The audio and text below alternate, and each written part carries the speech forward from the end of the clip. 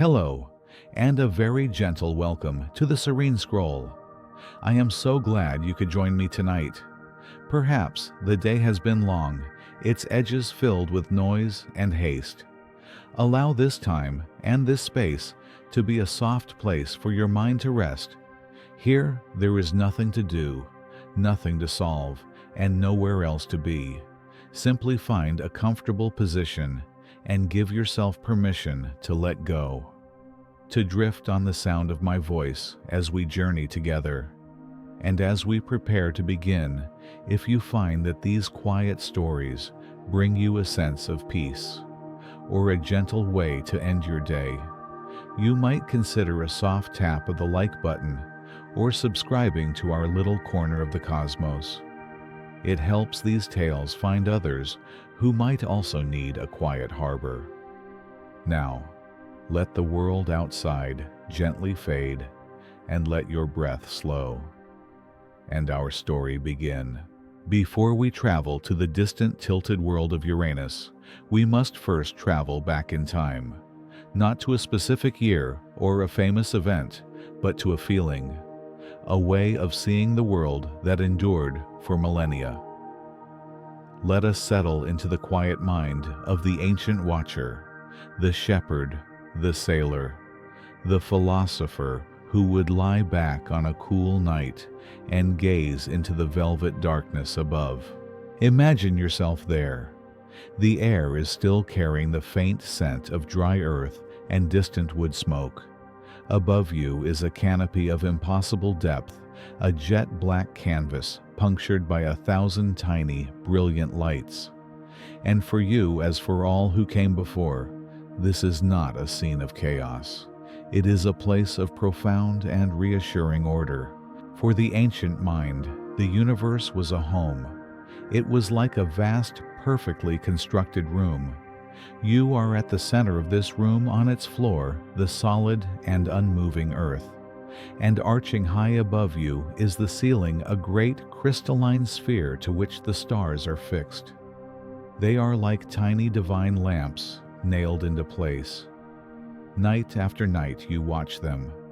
You see the great patterns, the hunter, with his belt, the queen in her chair, the celestial river of the Milky Way, and you see that they move together as one.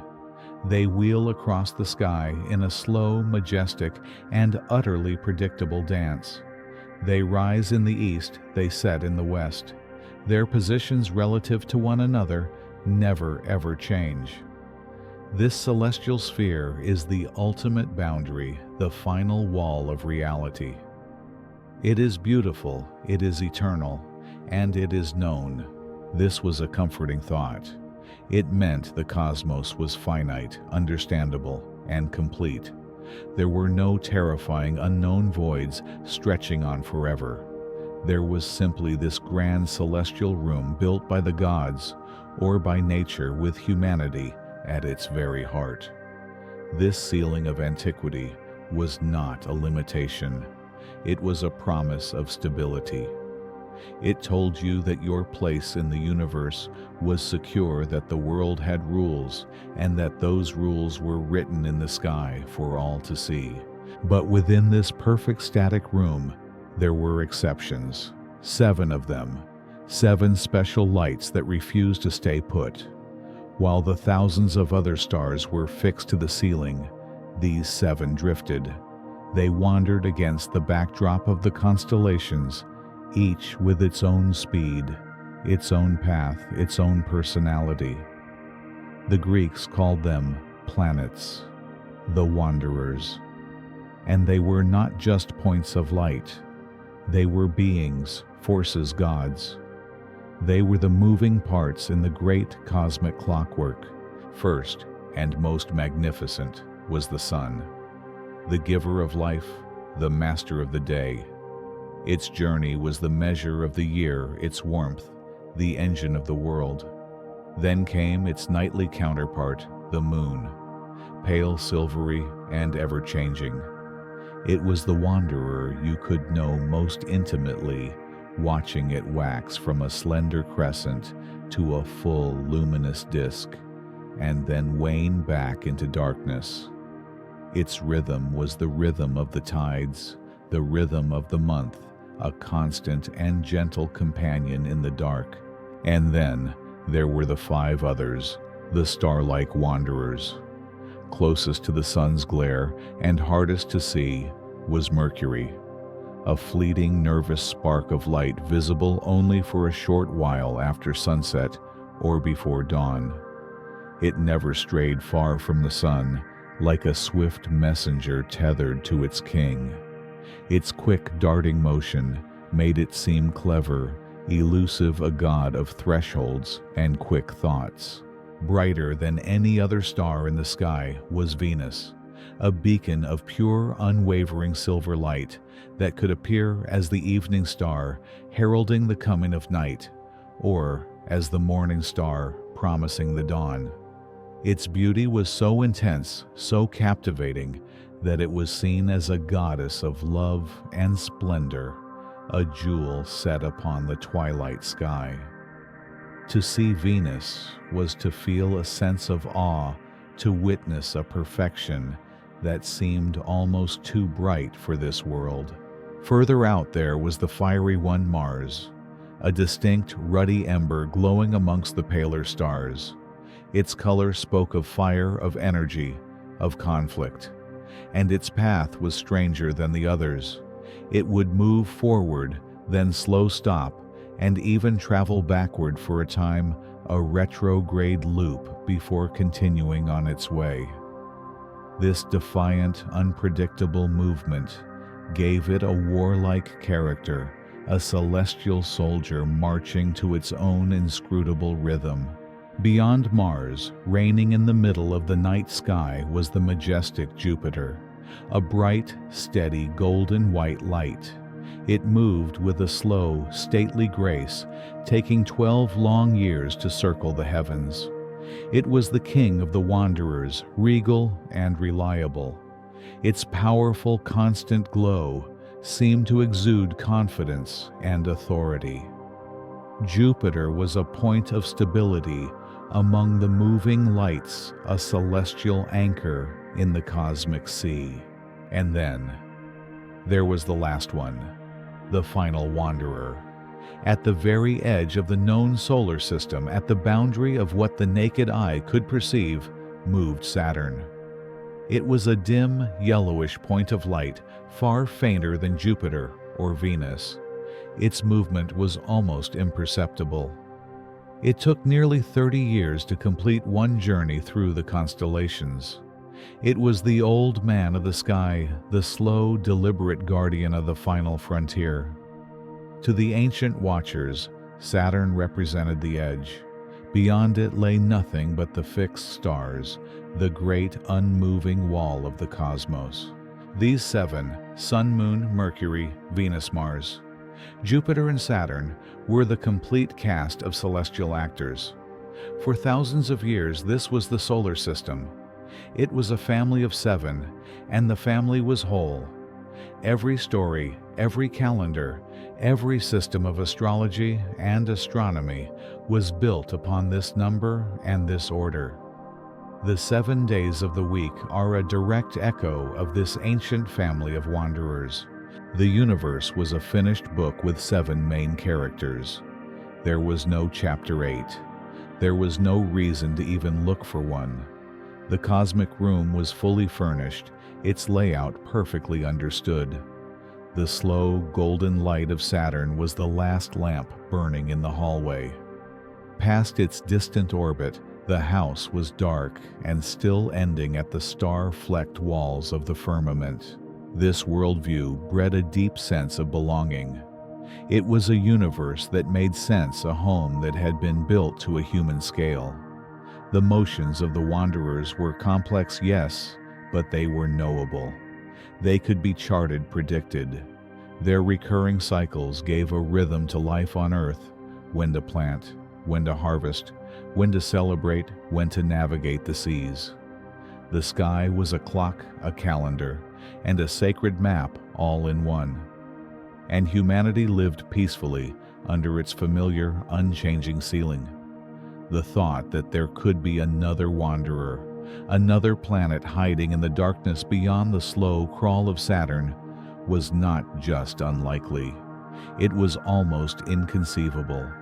It would be like living your entire life in a house you knew intimately, only to one day discover a new secret room that had been there all along. It would break the very architecture of reality. For century after century, this model held. The great astronomers of Greece, the meticulous observers of Babylon, the scholars of the Renaissance, they all worked within these same known boundaries. They refined the orbits they argued about.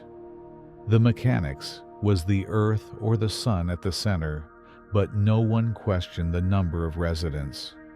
The cast was set, the story was written, and so the universe slept wrapped in the certainty of its own completeness.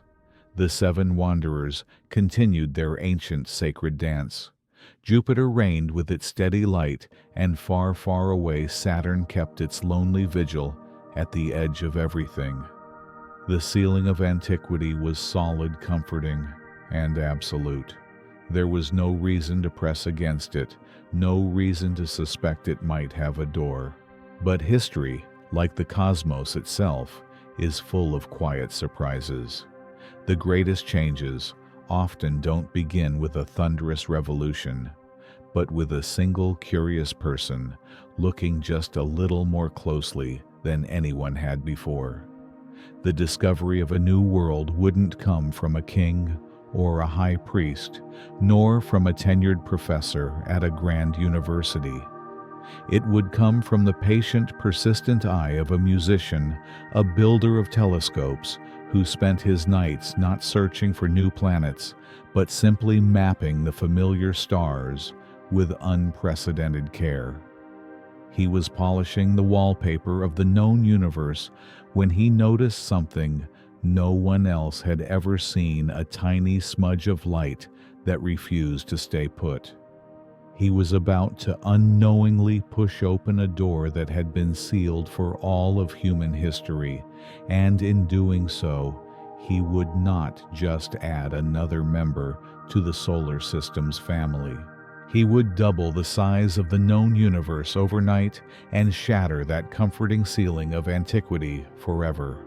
To understand a world so far away, we must first look back to a time when our own world felt much smaller. A time when the boundaries of the known solar system were drawn with an ancient, unshakable certainty.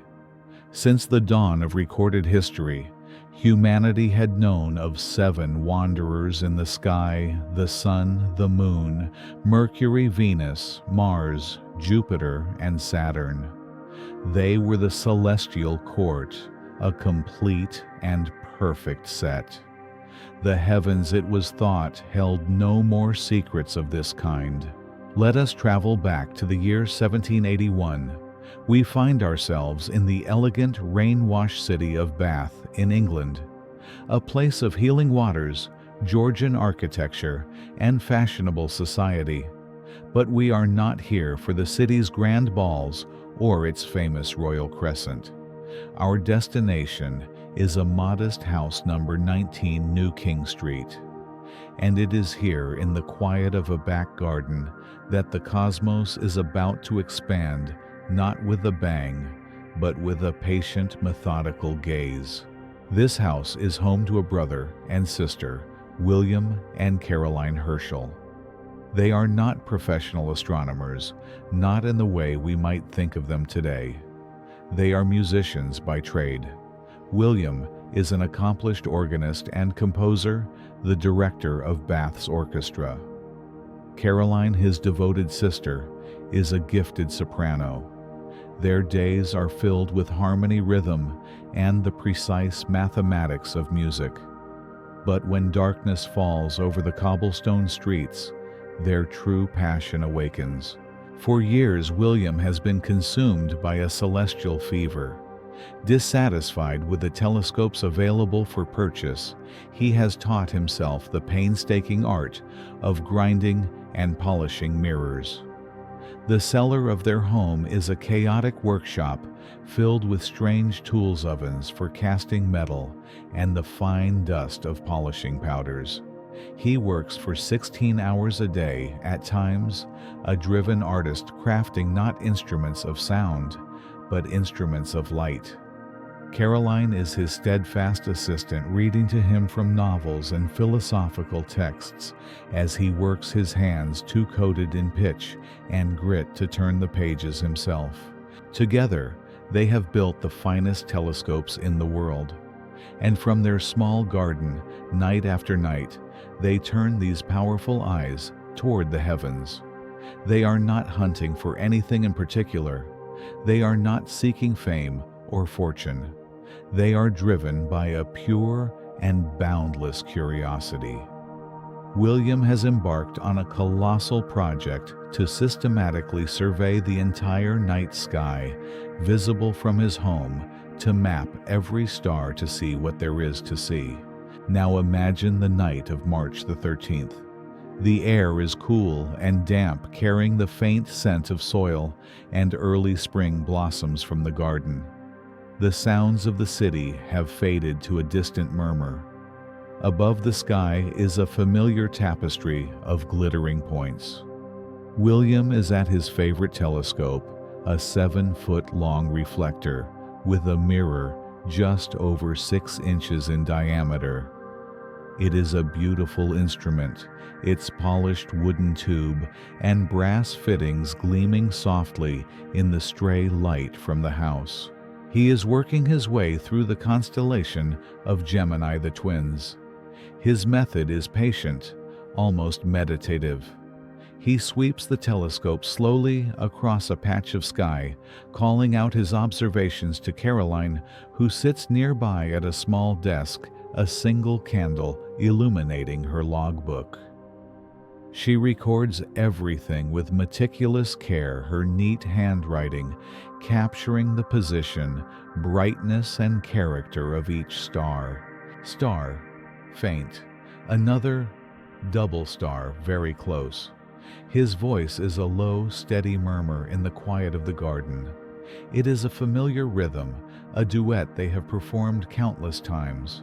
But then the rhythm breaks. William pauses. He adjusts the focus on the eyepiece, his brow furrowed in concentration. He has come across something unusual. In a patch of sky near a star named Zeta Tauri, there is an object that is not on his charts. And more importantly, it doesn't look quite right. A star, even in a powerful telescope, should be a sharp, singular point of light, a tiny, brilliant needle prick in the velvet black. But this object is not. It is small, but it has a visible shape. It looks like a tiny, faint, greenish disk. It appears fuzzy hazy around the edges. A nebulous star, or perhaps a comet. He might have murmured to Caroline, who would have noted it down with a question mark. A comet.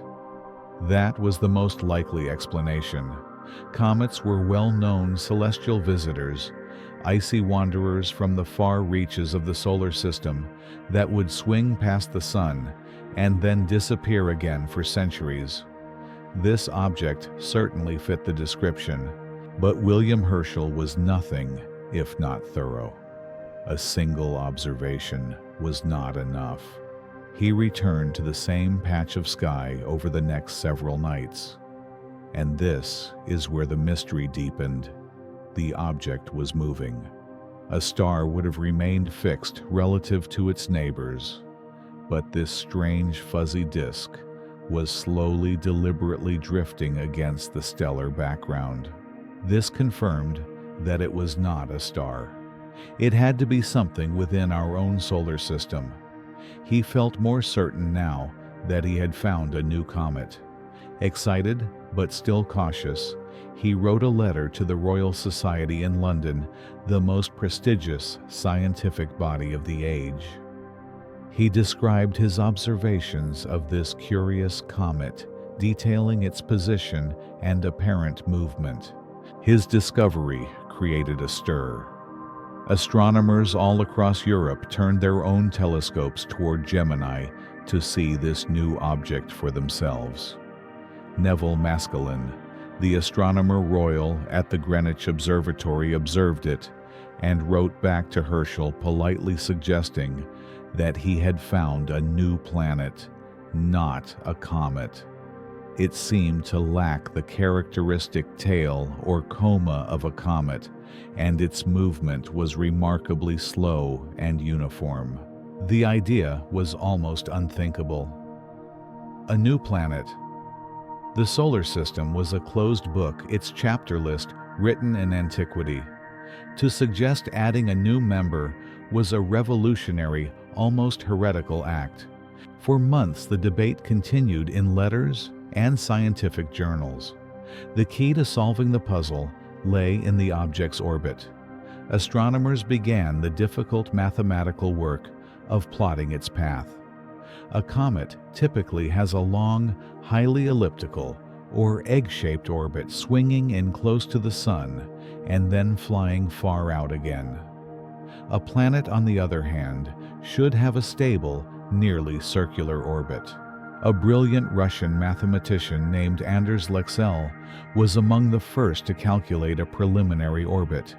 His figures were astonishing. The object was not falling toward the Sun.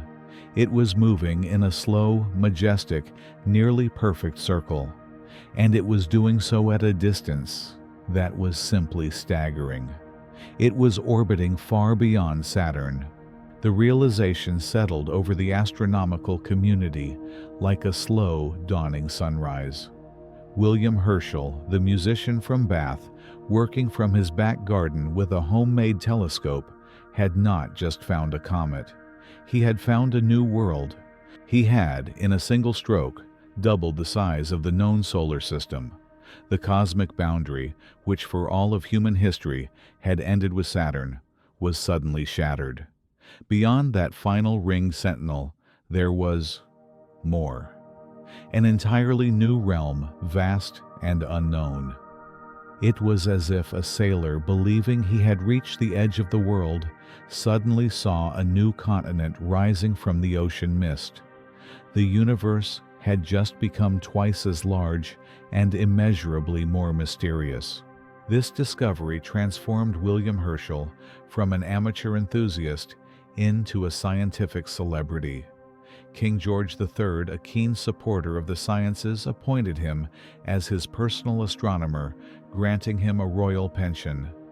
This allowed William and Caroline to finally leave music behind and dedicate their entire lives to the stars, a dream made real. But one final question remained: what to call this new world? This was no small matter. A name holds power, a sense of identity and belonging. Herschel, in a gesture of gratitude to his royal patron, proposed the name Georgium Sidus, which means George's star. It was a patriotic choice, but it did not sit well with the international community.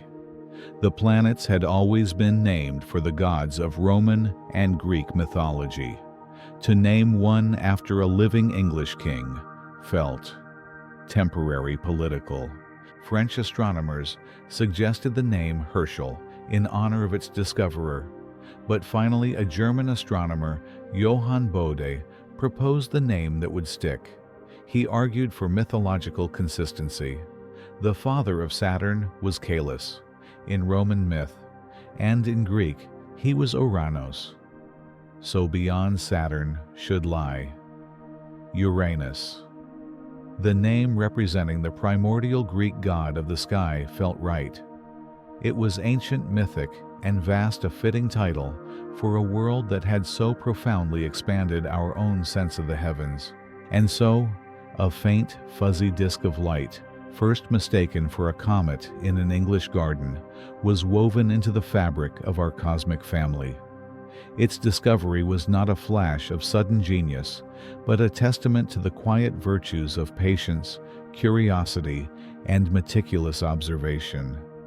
It was a reminder that the universe still holds secrets waiting not for the loudest voice, but for the most attentive eye.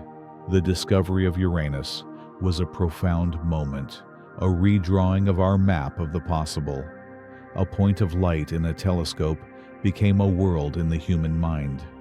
Yet for all the calculations and all the debate, the planet itself remained what it had always been, an impossibly distant sphere of ice and gas drifting in the silent frozen darkness. A name gives us a way to speak of a place, but it does not take us there. To truly know this sideways giant, to understand its strange and lonely nature, we must leave the quiet gardens and candle-lit studies of the 18th century behind. We must begin the journey ourselves, embarking on a long and dark voyage across the immense silent sea that separates our world from his. And so our journey begins, not with a roar of engines, but with a quiet letting go.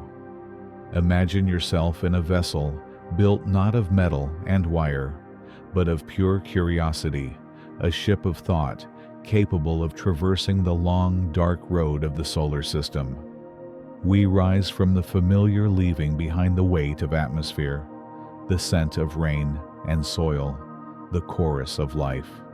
Below us, the earth is a swirl of brilliant blue and soft living white, a marble of impossible beauty suspended in the velvet black.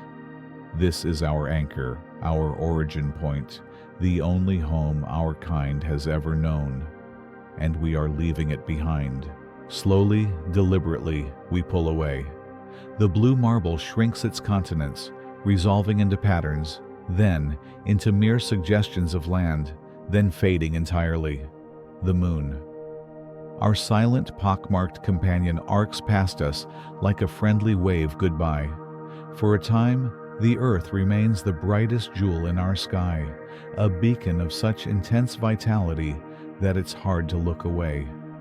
But our course is set outward into the deeper water. We are following a path first traced by a lonely robotic pioneer decades ago, a path that leads away from the sun's immediate warmth. Our first major signpost is Mars. The red planet comes into view not as a world teeming with imagined canals and ancient civilizations, but as a silent, rust-colored sphere. It is the last bastion of solid ground, the final member of the inner rocky family of worlds.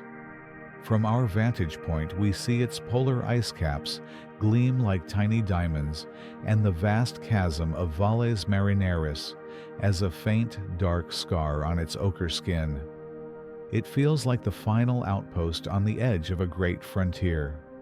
Beyond it, the nature of the solar system changes profoundly. We cross its orbit and feel a subtle shift, a sense of having truly left the neighborhood, of venturing into the great, uncharted country that lies beyond.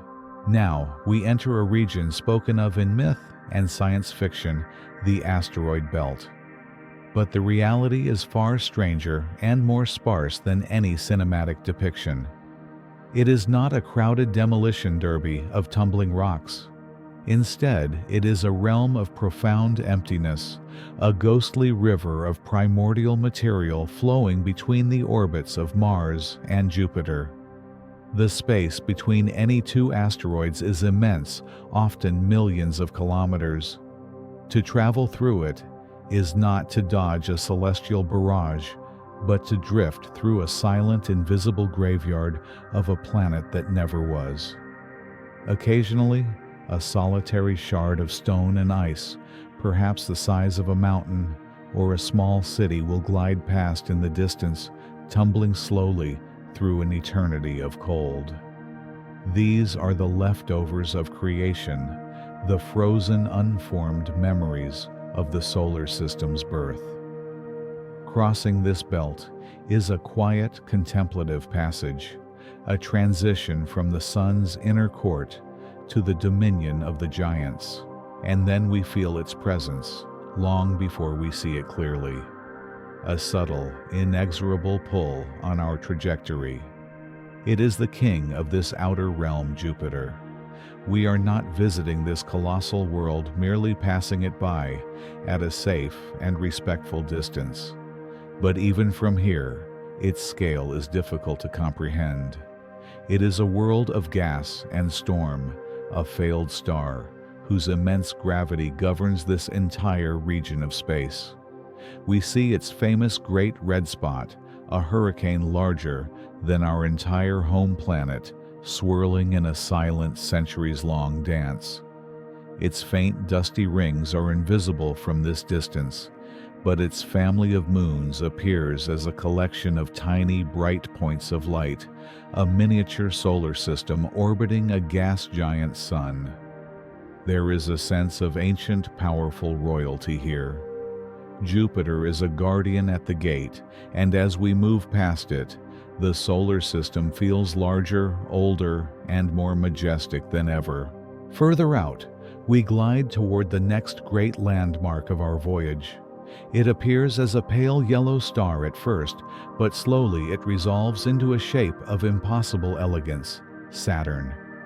If Jupiter is the king, Saturn is the celestial jewel, a world defined by its breathtaking rings. They are not solid, but a shimmering gossamer disk of countless ice particles, each one in its own perfect orbit, catching the distant sunlight and glowing with a soft, ethereal light. They are a structure so vast and so delicate they seem to defy possibility. We watch this incredible system for a long, long time, a silent masterpiece floating in the void. Its hazy golden atmosphere whispers of winds faster than the speed of sound and pressures that would crush any vessel. It is beautiful, but it is alien, and it is the last bright thing we will see for a very long time. Leaving Saturn behind is a definitive moment in our journey. It feels like casting off from the last port of call before crossing an immense and featureless ocean. We are now entering what could be called the Great Dark. The sun, which once filled our sky, has shrunk to a star. It is still the brightest object by far, a pinpoint of ferocious, searing light, but it no longer feels like a sun. It does not warm, it merely illuminates. The light it casts out here is thin and weak, tinted with a cold, bluish hue. The darkness between the stars is deeper, more absolute. The planets we have passed are now just bright stars in our wake, part of the celestial tapestry we are leaving behind. The silence here is not merely an absence of sound. It is a presence. It is the silence of deep time, of distances that require new units of measurement to be understood. An astronomical unit. The distance from the Earth to the Sun now feels like a small step. We measure our progress in billions of kilometers. Days turn into weeks, weeks into months, months into years. Our vessel of thought sails on through this immense, patient emptiness. There is nothing to see but the steady, unblinking stars which do not twinkle out here beyond the veil of an atmosphere. They are hard, perfect points of diamond-like fire. In this profound solitude, we are not entirely alone. We are following in the footsteps of a ghost. In 1977, a small, intrepid machine called Voyager 2 was launched from Earth. It was a humble emissary, a 300-kilogram bundle of instruments and ambitions sent on a grand tour of the outer planets. It passed Jupiter.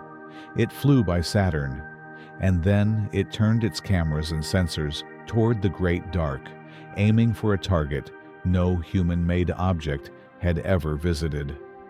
For years it sailed through this very same emptiness, a silent, lonely traveler powered by the slow decay of a plutonium heart. Its journey was a triumph of mathematics and hope, a message in a bottle thrown into the cosmic ocean. We follow its invisible trail, its silent trajectory, a testament to the enduring power of human curiosity. We can almost feel its presence here, a kindred spirit that braved this cold and darkness long before us, paving the way. The years of our conceptual journey wear on. The scale of the void becomes our new reality. The idea of a world with oceans, clouds, and seasons feels like a distant dream, a myth from another lifetime. There is only the endless frozen night and the slow, inexorable forward motion. The pull of the sun is weak now, a faint, gravitational whisper. We are nearly 3 billion kilometers from where we began. The journey demands a kind of patience that transcends a human lifetime, a deep and abiding calm in the face of near infinite space. And then, after an age of darkness, something changes. At the very edge of vision among the familiar fixed points of the distant stars, a new light appears. It is not bright, it is not dramatic. It is a tiny pale and almost imperceptible smudge of color. It is so faint, so subtle, that at first you might dismiss it as a trick of the eye, a phantom born of the long darkness. But it remains. It is steady, and it holds a color unlike anything else in the sky, a soft, hazy blue-green. It doesn't shine like a star, nor does it reflect light like a rocky moon. It seems to have its own faint internal glow. This is our destination. This is the world that lay hidden for millennia, the planet that shattered the old maps of the heavens. After the long, dark voyage, we are at last beginning our approach, drawing closer to the faint and mysterious light of that approaching blue-green ghost. For 9 years, the silent traveler had sailed the dark sea. After the thunderous spectacle of Jupiter and the golden majesty of Saturn, with its impossible perfect rings, the journey had become a long patient, coasting through an ever-deepening twilight. Space out here is not merely empty. It is an emptiness with texture, with a profound and humbling cold that seeps into the very idea of existence. The sun, our brilliant star, has diminished to a point of intense but distant light.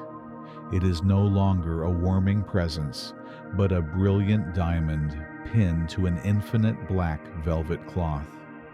The cosmos has grown quiet. The grand symphony of the inner worlds has faded, replaced by a subtle humming silence. And in that silence, our ship of thought, the tireless Voyager 2, listens. Its electronic senses, more patient than any human eye, are tuned for the faintest whisper of a world. For years, the view ahead has been a consistent field of stars. But now something is changing. A new star appears, one that does not twinkle. It is a tiny, steady pinprick of light that night after night, week after week, grows imperceptibly brighter. It does not burn with the fire of a star, but glows with a soft, borrowed coolness. This is not another sun. This is a destination. As the months of late 1985 bleed into the new year of 1986, the pinprick begins to resolve. Through the telescopic lens of our vessel, it swells from a point into a tiny, fuzzy disk.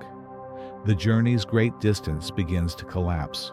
Millions of kilometers are crossed with each passing day, and the disk grows its edges, sharpening its color, clarifying. And it is here that the first great surprise greets us. After the chaotic swirling bands of ochre and cream on Jupiter, after the subtle buttery yellows and golds of Saturn, we expected another artist's palette. We expected drama. We expected storms the size of continents and vortices spinning with furious energy. Instead, we find a ghost. Before us hangs a world of the most delicate uniform and serene color imaginable. It is a perfect sphere of pale aquamarine, a soft, ethereal cyan blue. There are no stripes, no swirls, no great red spot. There is only this gentle matte surface, like a polished stone of jade or a frosted marble of sea glass. It is so smooth, so utterly devoid of features, that at first it seems unreal. It is less a planet and more an idea of a planet, a platonic form of a sphere hanging in the void. The color is mesmerizing. It is not the deep, watery blue of Earth, which speaks of oceans and life. This is a colder blue, a more distant and enigmatic shade, the color of glacial ice seen from a great depth, or the sky on a winter's morning just before the dawn. It is a quiet color, a color that does not shout its presence, but whispers it across the vacuum. This, then, is our first true meeting with Uranus, an introduction not of sound and fury, but of profound and unnerving stillness. Our scientific mind, the human curiosity that powers this vessel, immediately asks why. Why this color? Why this sublime, almost featureless calm? The answer, like the planet itself, is both simple and deeply complex. It lies in the world's high atmosphere. Sunlight, the same sunlight that illuminates Earth, travels for over 2.5 hours to reach this distant shore.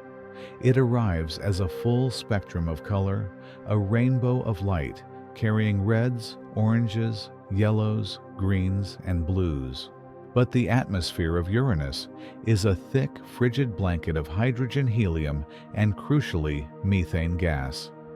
This methane acts as a cosmic filter, a gatekeeper for color. As the sunlight penetrates the upper layers of the atmosphere, the methane molecules absorb the longer, warmer wavelengths of light. They drink in the reds, the oranges, the yellows, consuming them entirely.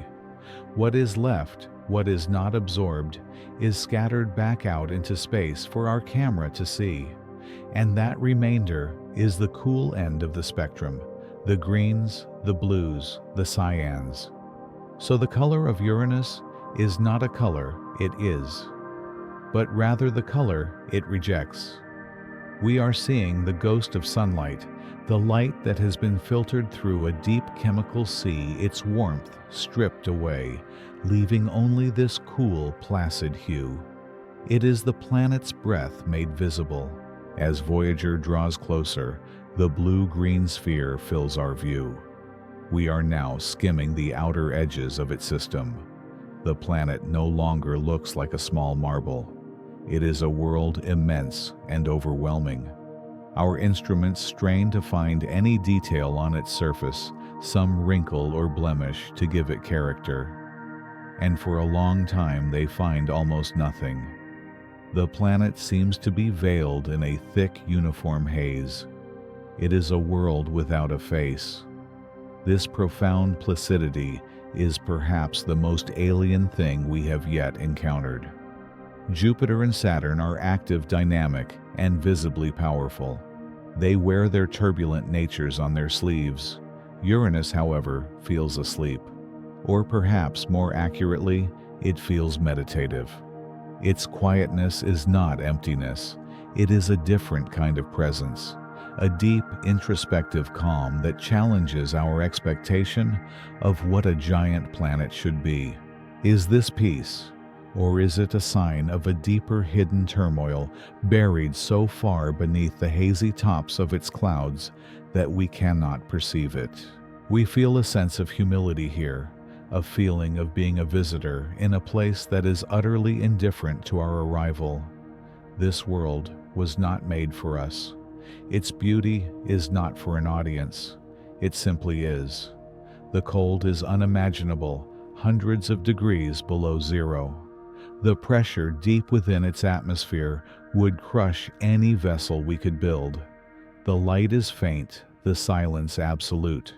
To be here is to understand the sheer scale and diversity of the cosmos, to realize that our model of a planet, based on our warm, rocky home and its fiery neighbors, is just one possibility among countless others. Uranus teaches us that a world can be majestic in its subtlety, powerful in its reserve. It does not need to roar to be a giant. But just as we begin to grow accustomed to this serene, featureless ghost, our instruments detect something else. The planet is not entirely alone. Faint, impossibly thin, dark lines begin to appear encircling the aquamarine sphere. They are rings, but not like Saturn's. These are narrow and dark as soot, almost invisible against the black of space. And then we see the moons. Tiny points of light, small worlds of ice and rock orbiting their parent. We begin to track their paths, to map their orbits, expecting to see them circling the planet's equator, a flat, spinning system like all the others we know. And that is when we see it. The profound, unsettling, beautiful strangeness at the heart of this whole system. The rings are not horizontal. The moons are not orbiting in a flat plane around the planet's middle. Instead, they are moving up and over, down and under. The entire system, the planet, its rings, its moons, is turned on its side. From our perspective, it looks less like a spinning top and more like a celestial Ferris wheel rolling along its path around the sun. Every other major planet in our solar system spins with a certain dignity upright or slightly tilted. But Uranus is a world that has been knocked over. It lies on its side, its poles pointing where an equator should be. This one startling observation shatters the placid image. The serene, calm face of the planet now seems like a mask hiding a history of unimaginable violence. The quiet ghost has a secret, and the clue is written in the bizarre orientation of its entire family of rings and moons. We are left with a single overwhelming question, a puzzle that redefines our entire encounter with this place.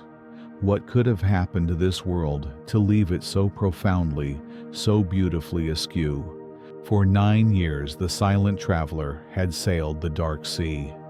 After the thunderous spectacle of Jupiter and the golden majesty of Saturn, with its impossible perfect rings, the journey had become a long, patient coasting through an ever-deepening twilight. Space out here is not merely empty. It is an emptiness with texture, with a profound and humbling cold that seeps into the very idea of existence. The sun, our brilliant star, has diminished to a point of intense but distant light. It is no longer a disk, but a diamond shard casting long, faint shadows across the void. And then, after an eternity of sameness, a new light begins to grow. Not the fiery orange of Jupiter or the pale gold of Saturn, but a soft, serene, and almost featureless blue-green. It is Uranus. As our perspective shifts and our vessel draws closer, something about the view feels profoundly strange. It's a subtle wrongness that the mind takes a moment to process. We are accustomed to seeing planets as spinning tops, upright and orderly, with their equators girding their middles and their poles pointing up and down as they circle the sun. We see this with Earth, with Mars, with the gas giants we have just left behind. But Uranus is different. It is not spinning, it is rolling. It is a celestial sphere lying on its side, tumbling through its orbit like a barrel. Imagine a child spinning top, whirling perfectly on its axis, suddenly struck by a careless foot. It wobbles, loses its balance and falls over, yet continues to spin now on its side, tracing a clumsy circle across the floor. This is Uranus. A world knocked over, a cosmic accident, frozen in time, forever orbiting the sun in a state of perpetual imbalance. To understand how truly strange this is, we must first think about our own world. Earth is tilted on its axis by about 23.5 degrees. This gentle lean is the secret to our existence, the quiet engine of life itself. It gives us our seasons. As we journey around the sun, sometimes our northern hemisphere leans towards the light, giving us summer, while the southern hemisphere leans away, experiencing winter. Then 6 months later, the roles are reversed. This tilt is a graceful, life-giving bow to our parent star. Jupiter, the king of planets, is almost perfectly upright, tilted a mere 3 degrees. It knows no real seasons, only a constant striped and stormy equilibrium. But Uranus is tilted by 98 degrees. It has gone past horizontal. It is technically spinning upside down and backwards, relative to most other planets, lying almost perfectly flat against the plane of its orbit. How could an entire world, a giant of ice and gas, more than 4 times the diameter of Earth, come to be so spectacularly overturned? The answer, scientists believe, lies in a wound inflicted in the distant past during the violent infancy of our solar system. Let us cast our minds back over 4 billion years. The solar system was not the orderly place we see today. It was a chaotic shooting gallery, a cosmic construction site littered with debris. Protoplanets, worlds in the making, swarmed around the young sun, their gravitational pulls weaving a tangled, unpredictable dance. Collisions were not a possibility. They were an inevitability. It was in this violent crucible that Uranus was formed, gathering gas and ice into a magnificent blue-green sphere. But its destiny was about to be rewritten by a single cataclysmic encounter. The leading theory is known as the giant impact hypothesis. Somewhere out in the cold twilight, another world was on a collision course. It was likely a protoplanet itself, perhaps the size of Earth, a rogue sibling in the solar family. We cannot know what it looked like, whether it was a rocky world or an icy one, only that its path was fated to intersect with that of the young Uranus. From a distance, it would have started as a slow, inexorable approach. 2 points of light growing brighter in the darkness. As they drew closer, gravity would have taken hold, warping space between them, pulling them into a final, inescapable spiral. The impact itself was not an explosion in the way we might imagine. In the vacuum of space, there is no sound. It was an event of pure, silent, unimaginable energy. An entire world, the mass of our own Earth, slammed into the side of the ice giant. The force of this collision was so titanic, it is beyond any human scale of comparison. It was enough to liquefy rock, to vaporize ice, to send shockwaves shuddering through the very core of the planet. This was not a glancing blow. It was a world-altering wound. The impact didn't just push Uranus. It grabbed the entire planet and twisted it. The energy of the collision was absorbed and transformed into rotational momentum, tipping the whole world over onto its side. For millennia, the planet may have wobbled violently its interior, churning its atmosphere, thrown into chaos. But over the eons, gravity and time smoothed out the wobble, and the planet settled into its new, strange equilibrium. It was forever changed, a fallen giant condemned to roll through the heavens. The debris from this cosmic crash may have even coalesced to form some of its pale, faint rings, and its family of icy moons born from the memory of that ancient violence. This dramatic history is not just a scar from the past. It defines the planet's present in the most bizarre way imaginable. It has created a world of the most extreme seasons in the entire solar system. Because Uranus is lying on its side, as it makes its long 84-year journey around the Sun, its orientation creates a surreal celestial light show. For a quarter of its orbit, one pole, say the North Pole, points almost directly at the Sun. For 21 straight years, the Sun does not set. It is a period of continuous, unending daylight. But because the Sun is so far away, this is not a bright, warm summer. It is a perpetual, cold blue twilight. The distant sun would appear as a small, brilliant star slowly corkscrewing around the sky over the course of a single Uranian day, which lasts about 17 hours. It never dips below the horizon. It is always there, a constant, unwavering eye in the sky. Then, as Uranus continues its journey, the sun begins to dip lower. The planet enters a long autumn, a 21-year period, where the sun rises and sets, with each 17-hour rotation, just as it does on Earth. The equator, which had been in twilight, is now bathed in this fleeting light. Finally, the planet turns its other side to the sun. The North Pole, which knew nothing but light for 2 decades, plunges into a darkness that will last for 42 years. A winter of profound, unbroken night. The only light comes from the distant stars and the faint reflected glow from its moons. Imagine a darkness that lasts for longer than a human lifetime, a cold so deep and a silence so complete that it becomes the very fabric of reality. This is the rhythm of Uranus, a long, slow breath of light and dark. 42 years of continuous day for one hemisphere, followed by 42 years of absolute night. It is a world of 2 extremes, a planet cut in half by light and shadow. But this leads to a profound and beautiful puzzle.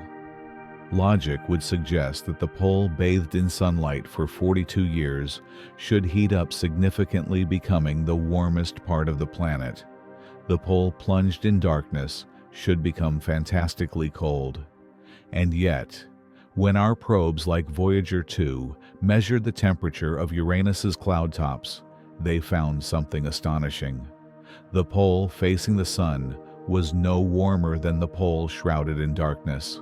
In fact, the entire planet, from its sunlit pole to its dark pole and even its equator, maintains a remarkably uniform and frigid temperature of around -216 degrees Celsius or -357 degrees Fahrenheit. Somehow, this fallen world is redistributing the tiny amount of heat it receives. The equator is not warmer. The sunlit pole is not a hot spot. It is as if a hidden engine deep within the planet's atmosphere is working tirelessly against the extremes imposed by its bizarre tilt. It circulates energy with incredible efficiency, creating a strange planet-wide equilibrium. It whispers of vast, powerful weather systems of winds and currents, moving in ways we do not fully understand, governed by laws forged in the heart of a world knocked on its side. The serene, calm, blue-green face that Uranus shows us is a mask. It hides a dynamic and mysterious inner life, a climate engine born from catastrophe. What secrets does this atmosphere hold to be able to defy the sun itself? What kind of world breathes beneath this uniform, featureless haze, maintaining a cold, steady balance against the memory of a cosmic wound? To find out, we must look closer. We must descend into the whispering blue. The aquamarine pearl grows in the viewport, a sphere of such placid and uniform color that it seems less like a planet and more like a thought. For years, the journey has been defined by the dynamic, swirling chaos of Jupiter and the grand architectural brilliance of Saturn. But this world is different. Uranus presents a face of serene and almost unnerving calm. There are no great storms visible to the naked eye, no vibrant racing bands of color. There is only the soft sea-green blue of a world tipped on its side, rolling through the darkness like a solitary marble. It is an invitation not to a spectacle, but to a mystery. An invitation to descend. Let us imagine we can accept. Our vessel, a silent probe of thought and curiosity, detaches from its long orbit and begins a slow, deliberate fall toward that silent blue composure. The first touch of its atmosphere is not a touch at all, but a gradual thickening of the void. We are entering the extended corona, the exosphere, where the last, most tenacious atoms of hydrogen cling to the planet's gravity before being swept away by the solar wind. Here the emptiness has a direction, a faint current. The sun, now a ferociously bright star, but no longer a warming disk, casts a cold clinical light on the haze below. We sink deeper into the thermosphere and stratosphere. The primary constituents here are the lightest elements in the universe: hydrogen in its simple molecular form and helium. They form a vast transparent ocean of gas, tens of thousands of kilometers deep. But woven into this simplicity is a complex haze of hydrocarbons molecules of methane and ethane, forged by the sun's ultraviolet light. This haze acts like a veil, scattering the pale sunlight and contributing to the planet's soft, featureless appearance. It is like flying through a world made of dusk, a perpetual twilight, where the only landmark is the slow, steady increase in pressure. The temperature for a moment is bizarrely high in these upper layers, energized by the distant sun, but it is a heat with no substance. The frantic dance of too few particles in too large a space to ever feel warm. And then the color truly begins to resolve. As we descend further, the primary gas that defines this world's character makes its presence known: methane. Here, in the upper reaches of the troposphere, where clouds might begin to form, the methane in the air performs a quiet cosmic magic trick. As the sunlight filters down, the methane gas absorbs the longer, redder wavelengths of light. It drinks in the orange and the yellow, but the shorter, bluer, and greener wavelengths it cannot hold. It reflects them, scatters them back out into space, and so the planet is painted in its signature shade of cyan. It is not a surface color like the rock of Mars or the oceans of Earth. It is an atmospheric color, a deep and volumetric blue that comes from the very air itself. We are swimming in the substance of its beauty. Now the clouds begin to appear, but they are nothing like the thick, billowing water vapor clouds of Jupiter or Earth. Here the primary condensable is methane itself. At the frigid temperatures of this altitude, methane gas freezes into tiny, brilliant ice crystals.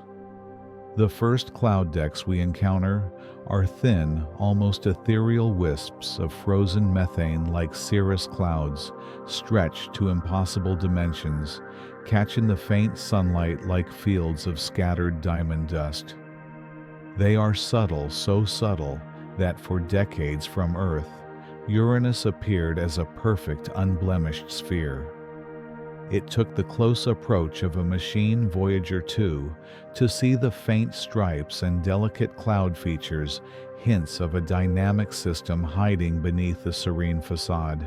As we continue to sink, the pressure mounts relentlessly. The weight of the thousands of kilometers of hydrogen and helium above us begins to compress the world around us.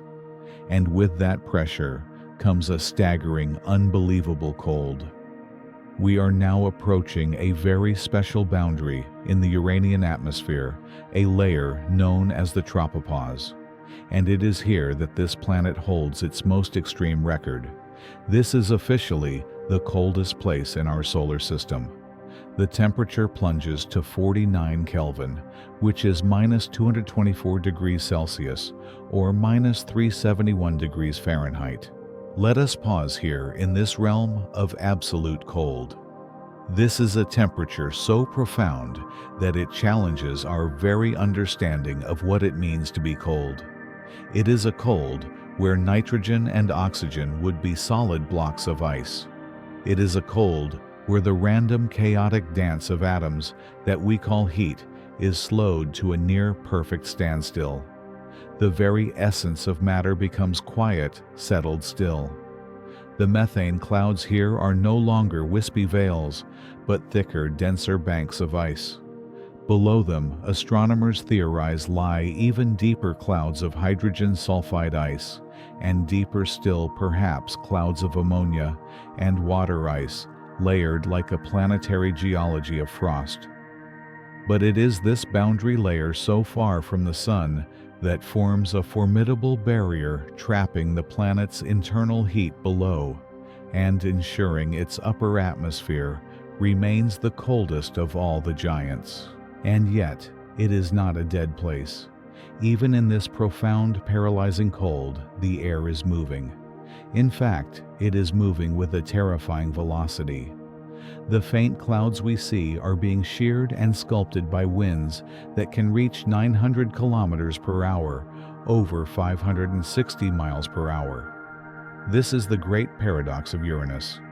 A world that looks tranquil from a distance is on the inside a place of silent, horizontal fury.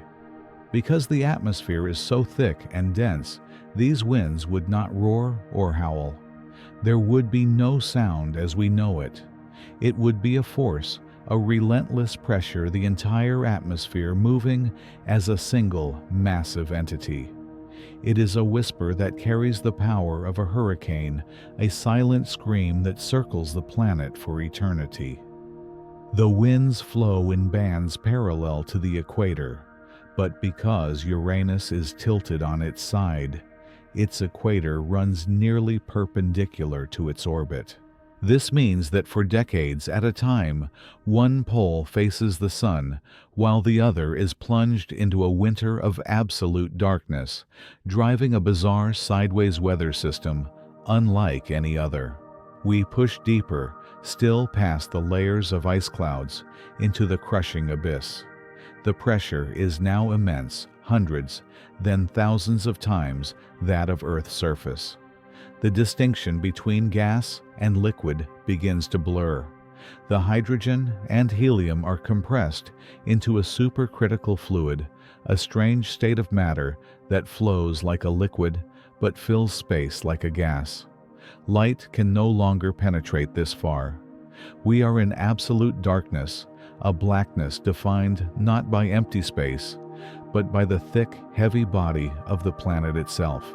And here, in the deep, dark heart of the atmosphere, we encounter the final greatest mystery of Uranus, its silence. Not the silence of its winds, but the silence of its core.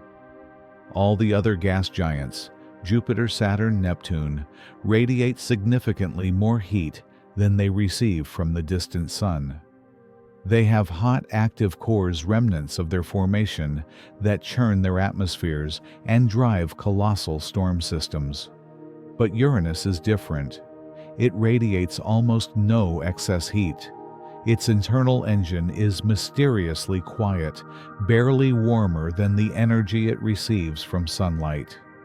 It is a planet in near-perfect thermal balance, a cold world through and through. Why is this? The leading theory is as dramatic as the planet's existence. The great cataclysm that knocked it on its side billions of years ago may have also caused it to vent its primordial heat into space. The impact that created its bizarre tilt may have also shattered its internal structure, allowing the heat of its formation to escape, leaving behind a cooled, quiet interior. It is a world that perhaps suffered a great trauma in its youth and has been cold and silent ever since. Our descent can go no further. The pressures are too great, the nature of matter too strange. We have touched the cold, felt the silent rush of the wind, and stood before the quiet mystery of its heart.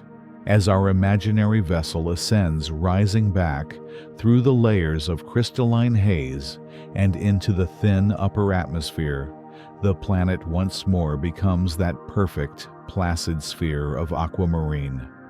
The journey into its depths has revealed the complexity hiding beneath its simple face. The cold, the wind, the color, all a product of a history we are only just beginning to piece together. Pulling away back into the dark sea of interplanetary space, the majestic blue-green orb shrinks. But our perspective is now forever changed. It is no longer just a featureless ball, but a world of deep and subtle character. And as we gaze upon it, our attention is caught by something else, something impossibly faint and delicate surrounding the planet. It is not the grand icy highway of Saturn's rings, but something more secretive, like fine lines of charcoal drawn on black velvet. They are shadows in space, dark and ephemeral, a whisper of a structure encircling this world of whispers, lieu of a dream. But this quietude is a veil. It invites you to look closer, to search the profound darkness that surrounds this lonely world, for secrets are rarely announced with trumpets and storms. Sometimes they are whispered in the spaces between. And as our gaze adjusts to the dim starlight moving past the planet's hazy limb, we begin to perceive them faint, impossibly thin lines, etched against the void. They are not a crown like Saturn's, but a series of delicate ghostly threads so dark they seem to be woven from shadow itself. These are the rings of Uranus, a system so subtle it remained entirely unknown to humanity for almost 2 centuries after the planet's discovery. They were not found through the patient gaze of a telescope capturing their reflected light. They were found by accident through a flicker in the light of something else, something far, far away. In 1977, astronomers were not looking for rings.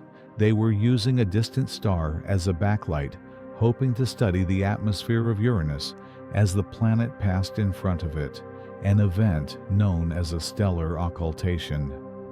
The plan was simple. As the planet's edge slid across the starlight would dim, and by analyzing how it dimmed, they could learn about the composition and structure of the Uranian air. But something unexpected happened. Moments before the planet itself was due to block the starlight blinked. It vanished for a moment, then reappeared. Then it blinked again and again in a precise, symmetrical pattern. The team was mystified. Perhaps they were seeing tiny unknown moons. Then, after the planet had completed its passage, the star blinked once more in a perfect mirror image of the first sequence. The conclusion was inescapable. Uranus was not alone. It was encircled by a system of narrow, dense, and almost completely non-reflective rings. They had found them not by seeing the rings themselves, but by seeing their shadow, a brief rhythmic interruption of a light from across the galaxy. It was a discovery made in the language of absence, a testament to the fact that sometimes the most profound things are revealed only by what they hide. To appreciate the strangeness of these rings, one must first hold in the mind's eye the glory of Saturn. Saturn's rings are a monument. They are broad, brilliant, and overwhelmingly bright, made of countless chunks of water ice that shimmer like a field of shattered diamonds. They are one of the solar system's great spectacles, a statement of cosmic grandeur. The rings of Uranus are the opposite. They are a quiet, minimalist poem. If Saturn's rings are a triumphant orchestra, these are a single somber chord played on a cello in a vast empty hall. There are 13 known rings in total, each given a designation from the Greek alphabet or a number. They are shockingly narrow. Some are no more than a few kilometers wide, like fine pencil lines drawn around the immense planet. And they are dark, unspeakably dark. Their particles reflect less light than a lump of coal composed not of sparkling ice, but of carbonaceous compounds and perhaps organic materials processed by eons of radiation. They absorb the faint sunlight that reaches this distant realm. making them nearly invisible against the black tapestry of space. They are ancient dust, perhaps the ground-down remnants of a small moon that strayed too close to the planet's gravitational heart and was slowly, inexorably pulverized into a billion frozen charcoal black fragments. Imagine floating among them. You would not be in a glittering snowstorm as you might in Saturn's rings. You would be in a realm of profound darkness punctuated by tumbling black boulders and pebbles, most no larger than a child's ball. They move in near-perfect unison, a river of night flowing in an orbit of silent precision. There is a deep, resonant cold here, a silence that feels absolute. The sun is a distant, brilliant star offering little warmth and just enough light to give the edges of these dark particles a faint, silvered sheen. It is a place of stark, monochromatic beauty, a celestial ballet choreographed in shadow. Yet within this muted palette, there is one astonishing exception. The most prominent of the rings, the outermost and brightest, is called the Epsilon ring, and it glows with a faint but distinct blue color. This is not the familiar blue of water or of Earth's sky. The particles themselves are not blue. They are the same dark gray as their brethren in the other rings. The color is a trick of physics, a phantom born of light and scale. The Epsilon ring is strangely devoid of fine dust. It is composed almost entirely of larger, boulder-sized objects. When the faint sunlight strikes these larger particles, it scatters. And just as our own atmosphere scatters blue light most effectively to give us our blue sky, the collective scattering from these dark boulders gives the entire ring a ghostly, ethereal blue hue. It is a borrowed color, a whisper of physics that creates a startling jewel in the deep darkness. How can such delicate, narrow structures persist? Over millions of years, the natural tendency would be for these rings to spread out to smear into a diffuse, indistinct haze. The particles should collide, lose energy, and drift apart. Yet they remain as sharp as if drawn with a compass. The secret lies with the choreographers of this ballet tiny guardian moons. Two of the smallest of Uranus's many moons, Cordelia and Ophelia, perform this crucial task for the Epsilon ring. They are what astronomers call shepherd moons. Ophelia orbits just outside the ring, and Cordelia just inside. Their gravitational influence is subtle, but relentless. Any particle in the Epsilon ring that drifts too far outward is gently nudged back into place by Ophelia's gravity. Any particle that strays too far inward is herded back by Cordelia. They are cosmic sheepdogs perpetually patrolling the edges of the flock, ensuring the ring remains a tight, coherent ribbon. Their gravitational resonance sculpts the ring's edge, keeping it crisp and defined. It is a breathtakingly delicate equilibrium. Two tiny worlds themselves, little more than captured rocks, holding in place a structure thousands of kilometers in circumference. This intricate dance of gravity, this silent partnership between moon and dust, is what preserves the fragile beauty of the Uranian system. It is a reminder that in the cosmos, the grandest structures are often maintained by the smallest, most consistent forces. As we drift away from these gossamer threads, watching them fade back into the black from which they emerged, we are left with a sense of profound order. The rings are a system of immense complexity, a clockwork of dark matter held in a delicate gravitational embrace. From the stellar occultation that revealed their existence to the shepherd moons that maintain their form, everything about them speaks of a quiet underlying logic. The serene face of the planet and the perfect concentric circles that surround it suggest a world of balance, of stability, of a deep and resonant peace. But this too is a deception. The order we see on the outside in these perfect shadowy rings conceals a profound and baffling chaos at the planet's very core.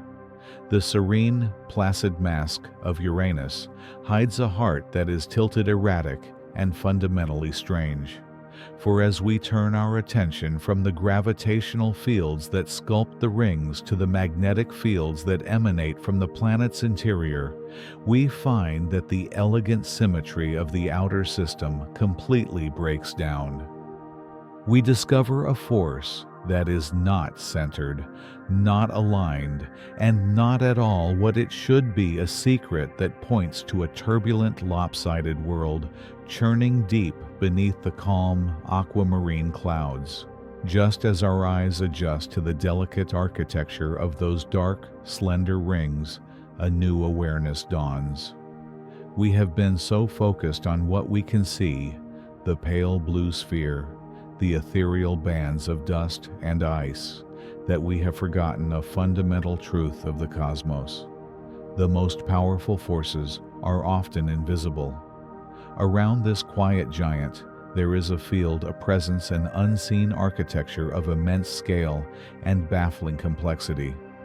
It is a secret not whispered in dust, but written in the language of magnetism, a force that betrays a deep and confounding irregularity at the very heart of this world. To understand Uranus is to look past its placid exterior and feel the pull of its strange, lopsided soul. For a planet to be a living, dynamic world, it often needs a shield, a guardian against the unceasing storm of particles that flows from its parent star, the solar wind. On Earth, we call this shield the magnetosphere. It is generated deep within our planet's core, where the churning of molten iron creates a vast magnetic dynamo. This field extends far into space, a mostly symmetrical, mostly predictable bubble that deflects harmful radiation, protects our atmosphere, and gives us the shimmering beauty of the aurorae. It is aligned more or less with the axis on which our planet spins. Think of a simple bar magnet pushed through the center of the Earth, tilted just a little. Its north and south poles are close to our geographic poles. It is a system of profound and elegant order. We expected to find something similar.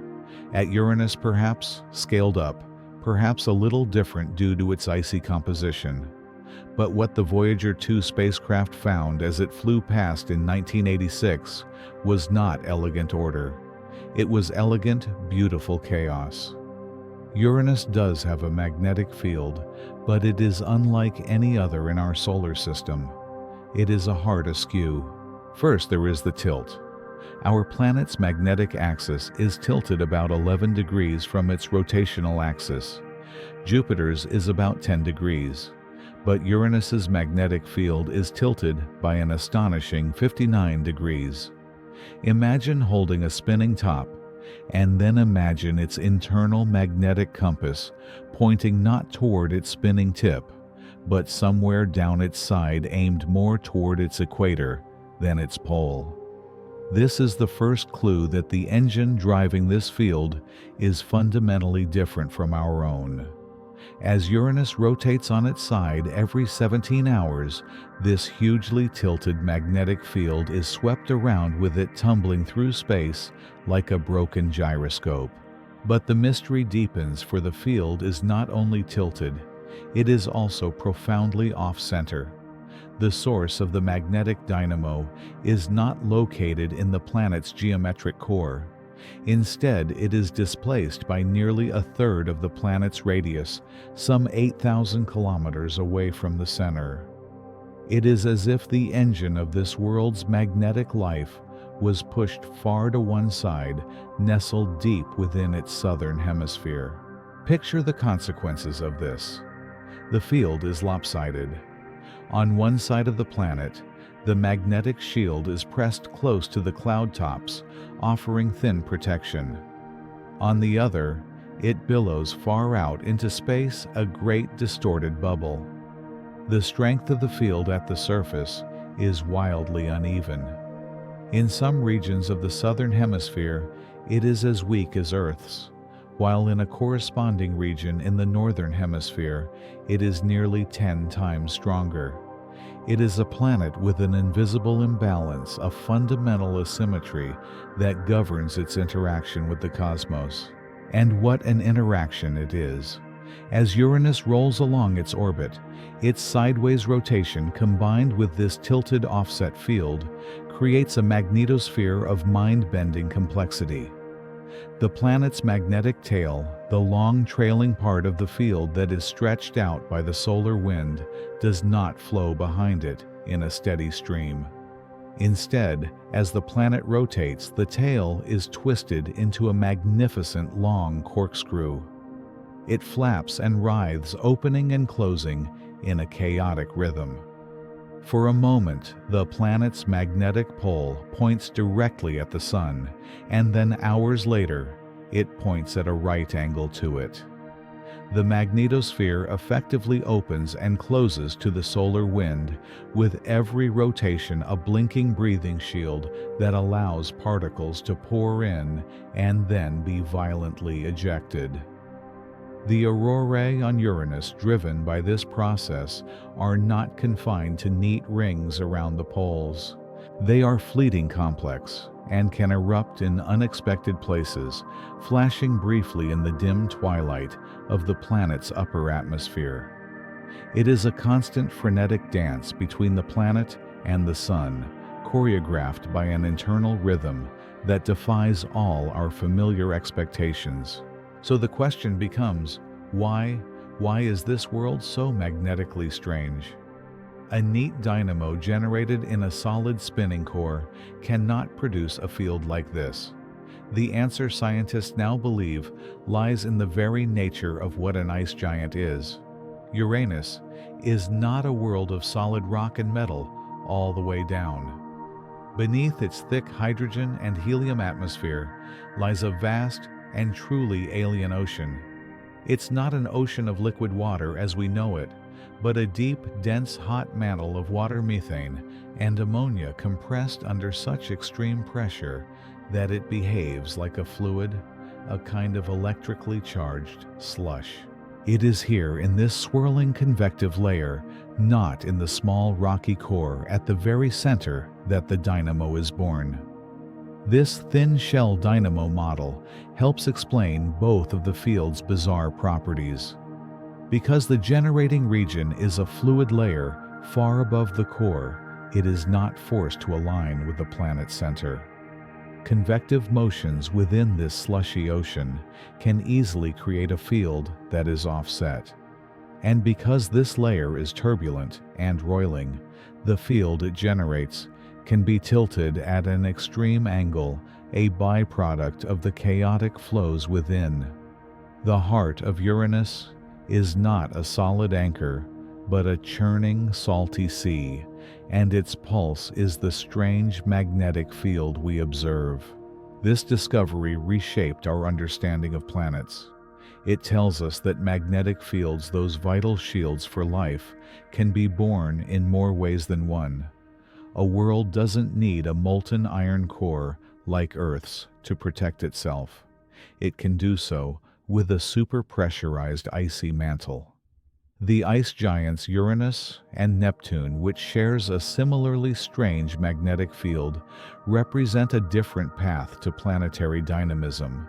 Their weirdness is not a flaw. It is a feature, a clue to their unique formation and evolution at the cold, distant edges of the solar system. To stand in the space around Uranus is to be inside this invisible dynamic sculpture.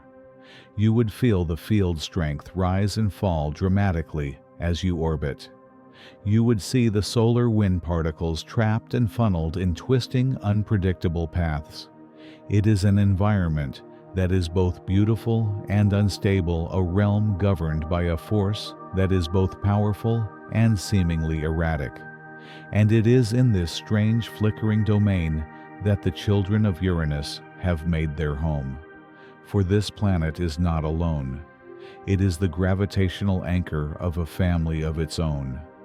Caught in its sway, orbiting within this wobbling magnetic shield, are worlds of ice and rock, each one a mystery, each one shaped by the forces of their parent.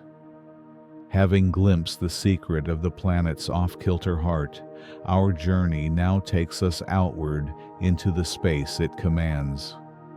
We turn our attention to the silent companions that have circled this blue-green giant for billions of years, the 5 classic moons, written in the language of magnetism.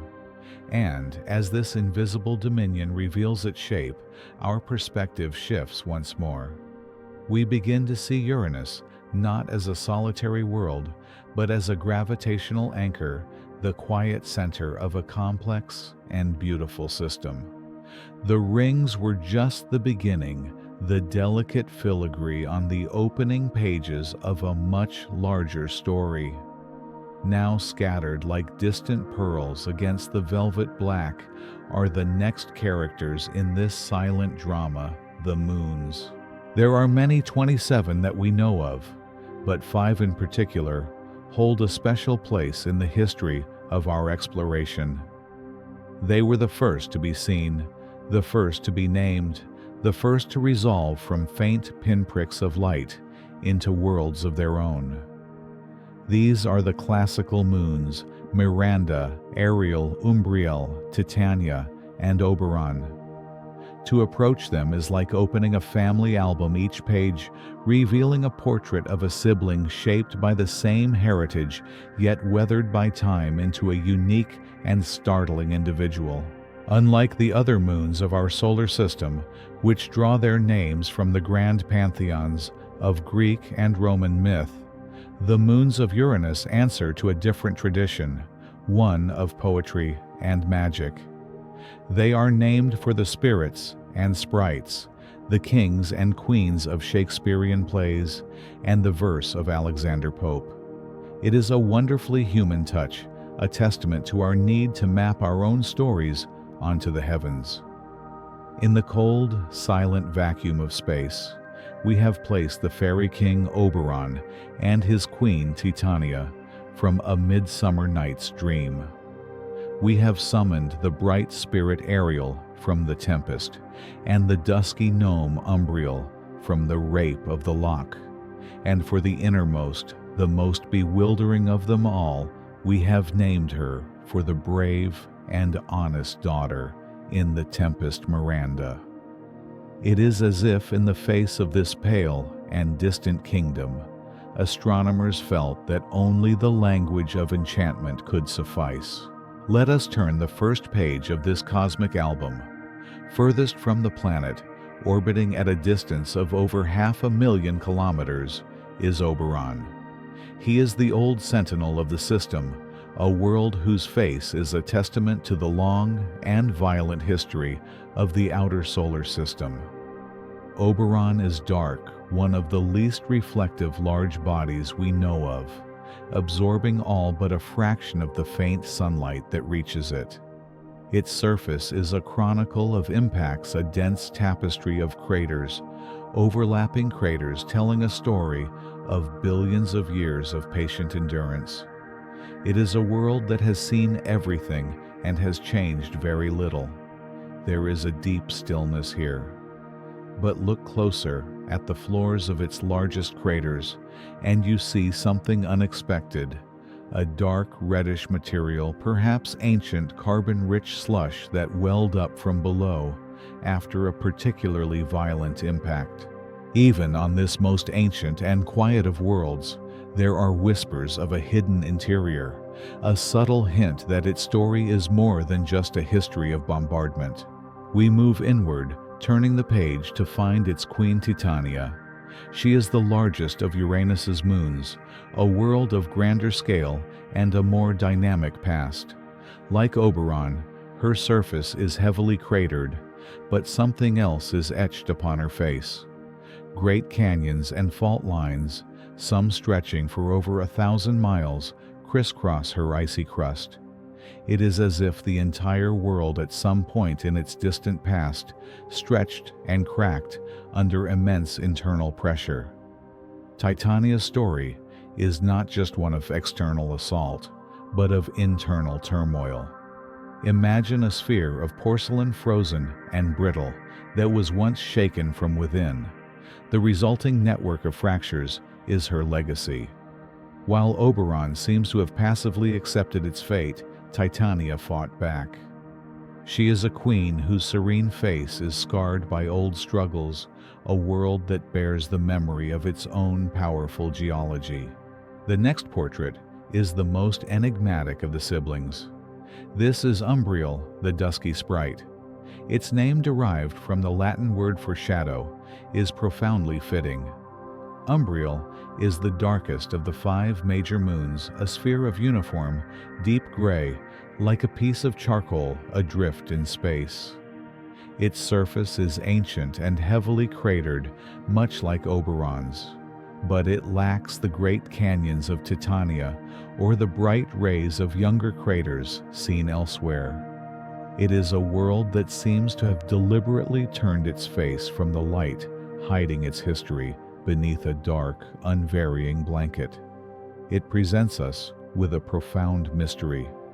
Why is Umbriel so uniformly dark and seemingly inert when its neighbors show such signs of activity? It is a geological recluse, a world that keeps its secrets locked away. Yet even here, there is one feature that catches the eye, a single moment of startling contrast. On its equator, nestled within a crater named Wunda, is a bright shining ring. It glares against the surrounding darkness like a single polished jewel on a piece of dark velvet. We do not know what it is, perhaps a deposit of fresh ice from a recent impact, but it serves as a powerful reminder that even in the most seemingly placid and uniform of places, the universe can leave a mark of singular, unexplained beauty. From the shadows of Umbriel, we turn the page and are met with a burst of light. This is Ariel, and it is a world transformed. It is the brightest of Uranus's large moons, a world that seems almost freshly made. While its siblings wear the deep scars of age, Ariel's face tells a story of renewal. Yes, there are craters here, but they are fewer, and they are overshadowed by a dramatic landscape of deep, winding valleys and vast, smooth plains. These plains look as if they were once flooded by some cryovolcanic flow, an icy slush that erupted from the moon's interior, paving over the older, cratered terrain. The valleys or graben are fault-bounded trenches, places where the crust has pulled apart, sinking to form dramatic chasms. Ariel's story is one of geological youth and vigor. It is a world that has resurfaced itself, that has cracked open and poured out its heart, wiping clean the slate of its most ancient history. It is a place of breathtaking drama, a testament to the powerful tidal forces and internal heat that can reshape a world from the inside out. Ariel is the vibrant, active spirit of the family, a world whose past is written not in a dense scroll of impacts, but in bold strokes of rupture and rebirth. Finally, we arrive at the last portrait in this collection of the 5 classical moons. It is the smallest and the innermost, the one closest to its parent planet. And it is without question the strangest. If Oberon is the ancient guardian Titania, the fractured queen, Umbriel, the dark mystery, and Ariel, the bright spirit, then Miranda is the beautiful enigma, the piece of a puzzle that doesn't seem to belong. Even from this distance, its appearance is baffling. It is not one coherent world, but appears to be a chaotic assemblage of different terrains stitched together in a way that defies easy explanation. One part of the moon is ancient and cratered like its distant cousins, but right next to it, the landscape changes abruptly, sliced by enormous canyons and ridges. We see vast grooved patterns that look like celestial racetracks and sharp angular blocks of terrain that have been tilted and jammed together. It is a world of bewildering variety and violent contrasts. Here we find the tallest cliff known in the solar system, Verona Rupes, a sheer drop of ice more than 10 times deeper than the Grand Canyon. Here we see giant V-shaped features called chevrons, etched into the surface like enormous symbols. It is as if several different worlds were shattered and then reassembled carelessly by a cosmic hand. Miranda is not just a moon. It is a geological scrapbook, a collection of fragments that whisper of a past so catastrophic, so utterly transformative, that it almost defies imagination. It is the family member whose portrait makes you pause, whose story feels fragmented and wild, demanding a closer look. These 5 worlds, born from the same primordial disk of gas and ice that formed Uranus, have followed vastly different paths. Orbiting their quiet, tilted parent, they have each recorded a unique history on their frozen surfaces. They are a family of worlds bound by gravity, yet defined by their profound differences. And of all these stunning portraits, it is the last one that pulls us in with an irresistible force. The puzzle of its surface, the sheer improbability of its existence, is a siren call to any explorer. To understand the story of the Uranian system, we must first understand its most bewildering child. Let us now turn our attention fully inward, past the orbits of the ancient king and the shadowed sibling to this smallest of the classical worlds. We are going to Miranda. There are many 27 that we know of, each a world in its own right. But our journey through this system of moons begins not with the largest nor the brightest, but with the one that orbits closest to the planet's faint rings. From a distance, it appears as little more than a tiny, unassuming sphere of ice and rock lost in the deep shadow of Uranus. It is the smallest of the 5 major moons, a mere fragment in the cosmic dark. And yet, as we draw closer, this tiny world begins to reveal a story so violent, so strange, and so utterly breathtaking that it seems to have been sculpted by a chaotic artist. This is Miranda. To approach Miranda is to witness a paradox. At less than 500 kilometers in diameter, it is barely a moon at all by the standards of Jupiter or Saturn. Its gravity is so faint that you could likely leap from a tall building and land gently on your feet. Yet etched upon its surface is some of the most dramatic and extreme geology ever witnessed in our solar system. It is not a single coherent world. It is a Frankenstein's monster of a moon, a patchwork quilt of mismatched terrains stitched together with scars and canyons. It is less a planetesimal and more a celestial art gallery where every exhibit tells a tale of cataclysm. As we glide over its surface, the first features to confound the eye are the coronae. These are not craters or mountains in the traditional sense. They are vast grooved regions shaped like cosmic racetracks or nested chevrons, utterly distinct from their surroundings. Imagine a region of old, heavily cratered plains pockmarked by eons of slow, steady impacts. Suddenly, that ancient landscape is sliced through, interrupted by a bizarre younger terrain. Here is Inverness Corona, a trapezoid of parallel ridges and valleys that looks as if a giant rake has been dragged across the moon's icy crust. The grooves are deep, the lines are sharp as if drawn by a ruler. It sits next to a field of ancient craters, the two textures clashing like different epochs of history forced into the same frame. It makes no immediate sense. It's like finding a perfectly modern piece of architecture dropped into the middle of a prehistoric ruin. Then we drift over to Arden Corona, an even larger and more complex structure. It is a sprawling system of concentric ovals ridges that loop and curve around one another like the layers of a cut onion. The light of the distant sun catches the edges of these ridges, illuminating a landscape that feels both organic and artificial. It is beautiful, but it is a beauty born of immense geological stress. These are not gentle formations. They are the marks of a world that has been stretched, cracked, and twisted from within. Finally, there is Elsinore Corona, a belt of parallel grooves that wraps around a section of the moon, looking almost like a tire track pressed into soft clay. Within these corona, the terrain is younger, smoother, and far less cratered than the highlands surrounding them. It tells us that these features were formed much later in Miranda's history. But what force could so dramatically resurface a world creating these vast and peculiar scars?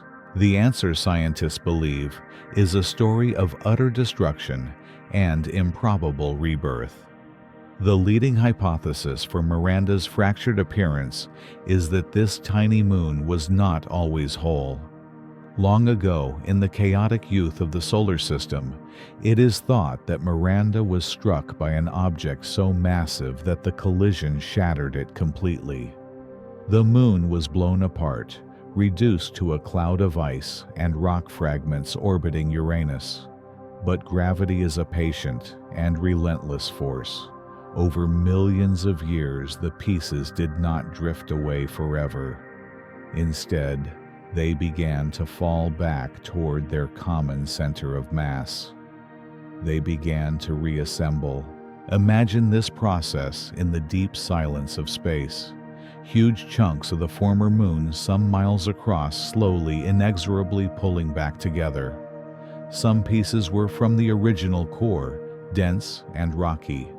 Others were from the icy mantle.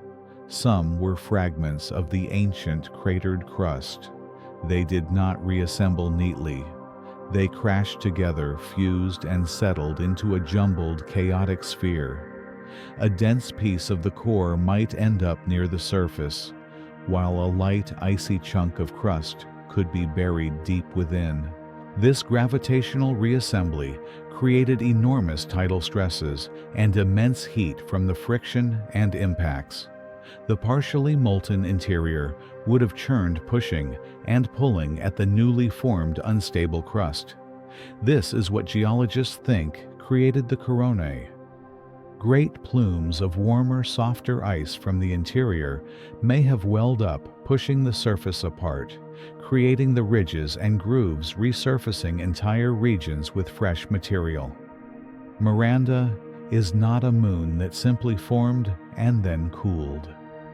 It is a moon that was born, destroyed, and then resurrected from its own ruins. The gallery of its surface is a testament to this violent past.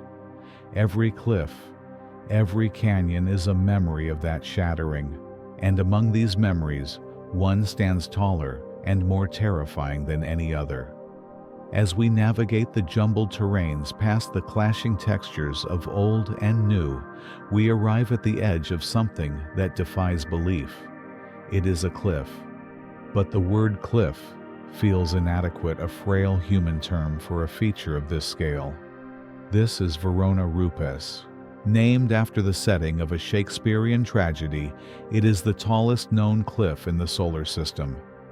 We are not looking at a mere precipice. We are looking at a sheer vertical drop that plunges at least 10 kilometers, perhaps as many as 20, into the darkness below. That is more than twice the height of Mount Everest, but this is not a mountain slope. It is a vertical wall of ice. Let us pause here at the edge of this abyss. The silence is absolute. The distant sun is a star bright, but offering no warmth. Uranus hangs in the sky above a colossal, featureless blue-green giant, its faint rings, a silver thread drawn across the heavens. And below us, nothing. A chasm of shadow that falls away for an eternity. Because of Miranda's feeble gravity, a fall from the top of Verona Rupees would be unlike anything on Earth. If you were to step off the edge, you would not plummet. You would drift. You would fall slowly, gently, for what has been calculated to be more than 12 minutes. 12 minutes of silent descent, watching the cliff face slide past, watching the floor of the chasm gradually grow larger. You would have time to contemplate the journey, to witness the scale of your own smallness against the grandeur of this geological scar. You would reach a terminal velocity no faster than a speeding car, and with the right equipment, you might even survive the landing. Verona Rupes is the ultimate expression of Miranda's fractured soul. It is likely a fault scarp, a place where two colossal blocks of the moon's crust sheared past each other during its violent reassembly. It is a wound that never healed, frozen in time. It speaks of forces beyond our everyday comprehension, of a world torn apart and put back together askew. Miranda, then, is a lesson in not judging a world by its size. It is a reminder that the most profound and complex stories can be found in the most unlikely of places. It is a puzzle box, a cosmic enigma that challenges our neat theories of planetary formation. It is too small, too distant, and too strange to be so geologically active. And yet it is. It defies expectation. It is a testament to the fact that the universe is not obligated to make sense to us. Its beauty does not require our understanding. To look upon Miranda is to feel a deep sense of wonder mixed with a profound humility. We came here seeking to understand, and instead we have found a masterpiece of chaos, a world that feels more like a sculpture than a sphere, a place where gravity, impact, and ice conspired to create something utterly unique, a monument to a history of violence and a quiet, frozen present. But Miranda is not alone in its vigil. As we pull our gaze away from the dizzying drop of Verona Rupes and the strange geometry of the coronae, we look out across the Uranian system. Miranda is the wild, unpredictable child, the one whose story is written in jagged lines and deep scars. Further out, orbiting in the serene darkness, are its siblings. They are larger, older, and from this distance they appear more sedate, their stories perhaps less tumultuous. But each holds its own secrets etched into ancient icy surfaces. Our journey into this family of worlds has only just begun. We leave the chaotic art gallery of Miranda behind to visit the quiet siblings waiting in the darkness, Ariel, Umbriel, Titania, and Oberon. El Testament to a violent birth begins to fade, replaced by a new vista of worlds. We leave Miranda's chaotic landscape behind, pulling away into the quiet dark, and turn our attention to the great celestial court of Uranus, to the four larger siblings that circle their parent planet in a silent, stately dance. They are named, like all of their brethren, for spirits and sprites from English literature, figures of magic and mischief, of love and of shadow. And just like those characters, each moon has a personality etched upon its face, a story told in ice and stone across millennia. Our journey now is to meet them one by one and learn the tales they have to tell. We travel outward, past the orbit of Miranda, toward a point of light that shines with a particular brilliance against the velvet black. This is Ariel, the brightest of Uranus's major moons. As we approach, its light resolves into a world of startling contrasts. Its surface is a mosaic of pale, icy terrain crisscrossed by a network of vast, deep canyons and valleys. It is a world that feels alive, not with life as we know it, but with the slow, powerful pulse of geological time. The surface here appears younger than on almost any other moon in this system. It is less scarred by the relentless bombardment of cosmic debris, suggesting that something in the not-too-distant past has wiped the slate clean. The clues are written in the great valleys that stretch for hundreds of kilometers. These are not the work of water erosion, like the canyons of Earth. They are graben vast blocks of the moon's crust that have dropped down between parallel faults. The entire surface has been pulled apart, stretched and fractured by some immense internal force. And flowing through these valleys and across the plains are smooth, bright patches of ice. These are the signatures of cryovolcanism volcanoes of the outer solar system. Instead of molten rock, they spew a frigid slurry of water ammonia and methane from the moon's warmer interior. This icy lava flows across the surface, burying old craters and creating fresh, bright terrain. To look upon Ariel is to see a world that has recently exhaled. It tells a story of internal heat, a surprising warmth for a body so far from the sun. This warmth is likely a legacy of tidal heating. In the distant past, Ariel may have been locked in an orbital resonance with other moons, a rhythmic gravitational dance that stretched and squeezed its interior, generating friction and heat. That heat, trapped beneath a thick, insulating shell of ice, may have maintained a subsurface ocean for a time, driving the activity we see on the surface today. Ariel is the spirited sibling, the one whose face is not a static portrait of the past, but an active canvas still being painted by forces from within. Its bright fractured planes speak of a dynamic history, a hidden energy that refused to be frozen into silence by the cold of deep space. We leave this bright and energetic world behind, continuing our journey outward, and the mood of the landscape shifts dramatically. Our next destination is a world of deep shadow, a sphere of almost uniform darkness. This is Umbriel, the somber and enigmatic member of the family. Where Ariel was bright and youthful, Umbriel is dark, ancient, and profoundly quiet.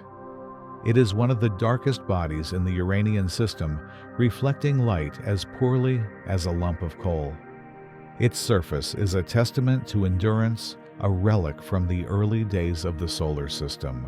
As we draw near, the reason for its darkness becomes clear.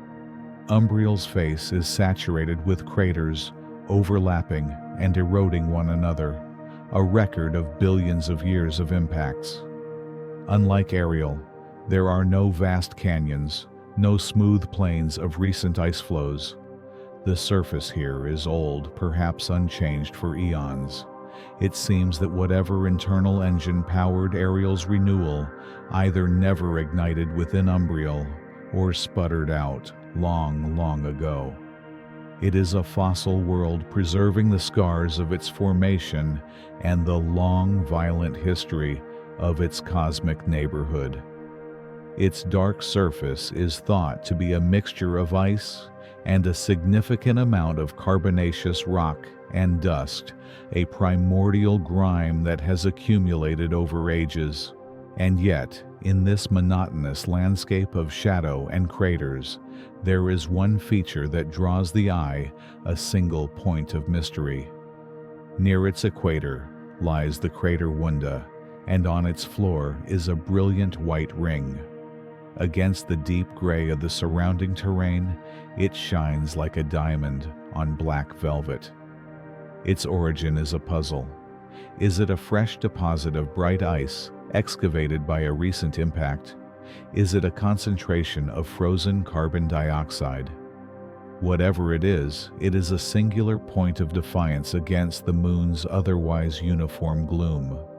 Wunda is Umbriel's one secret, a quiet hint that perhaps even this ancient dormant world is not without its surprises. To visit Umbriel is to feel the immense weight of time. It is the stoic elder of the family, the one who has seen everything and has the scars to prove it, speaking little and keeping the oldest memories of the system locked away in its dark frozen crust.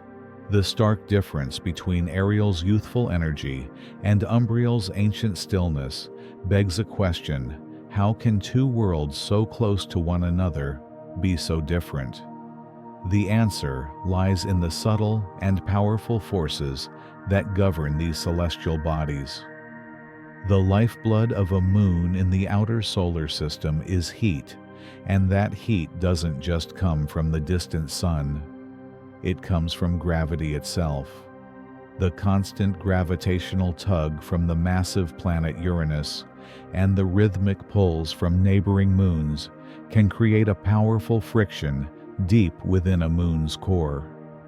This is tidal heating, the same force that powers the volcanoes of Jupiter's moon Io and the geysers of Saturn's moon Enceladus. For a moon like Ariel, a past alignment with Miranda or other moons could have amplified these tidal forces, pumping enough heat into its interior to keep it geologically active. Umbriel may have simply missed out on such a powerful resonance, and so it cooled quickly, its geological pulse fading into the silence of deep time. With this understanding, we continue outward, moving toward the true giants of this lunar system. Our next encounter is with Titania, the queen of the Uranian moons. She is the largest of the five, a vast and imposing world of ice and rock. As we approach, her scale becomes apparent. Like Ariel, her face is scarred by immense canyons and fault lines, but on a far grander scale. One colossal canyon system, the Messina Chasmata, stretches for nearly 1,500 kilometers, a vast gash in the moon's crust that would dwarf the Grand Canyon on Earth. Titania is a world that has been stretched to its breaking point. In its distant past, as its interior water slowly froze and expanded, the pressure on the outer crust must have been immense. The crust, unable to contain the expansion, ruptured, creating the vast network of canyons we see today. Her surface is a complex tapestry, telling a story of both age and upheaval. There are regions that are heavily cratered, as ancient as Umbriel's terrain, bearing witness to the early bombardment. But these old lands are cut through by the younger dramatic fault systems and smoother plains, evidence of a later period of intense geological activity. Titania is not as bright or seemingly fresh as Ariel, but she is far from dormant. She represents a middle ground, a world whose most violent transformative years are behind her, but whose history is written in epic scars across her face. She is the burdened monarch, her immense size carrying the weight of a long and dramatic past, her features a map of both endurance and fracture. Our final visit in this family portrait is to Oberon, Titania's partner in Shakespearean lore, and its near twin in size.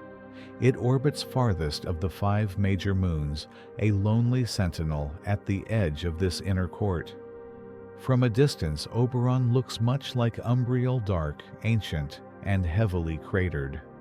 Its surface is one of the oldest in the system, a library of impacts stretching back through the ages. It appears to be a world that has been geologically quiet for a very long time. Its history defined not by what has come from within, but by what has rained down from without. But as we draw closer, we notice a subtle, strange detail that sets it apart. While its surface is peppered with large craters, many of these craters have floors coated in a mysterious dark material. It's as if, after the impact, something dark and unknown oozed up from below to pool on the crater floor. This is different from the bright rays of excavated ice we see around craters on other moons. This is a dark substance, perhaps a carbon-rich sludge mixed with water that was melted by the impact's energy and then welled up through fractures before refreezing.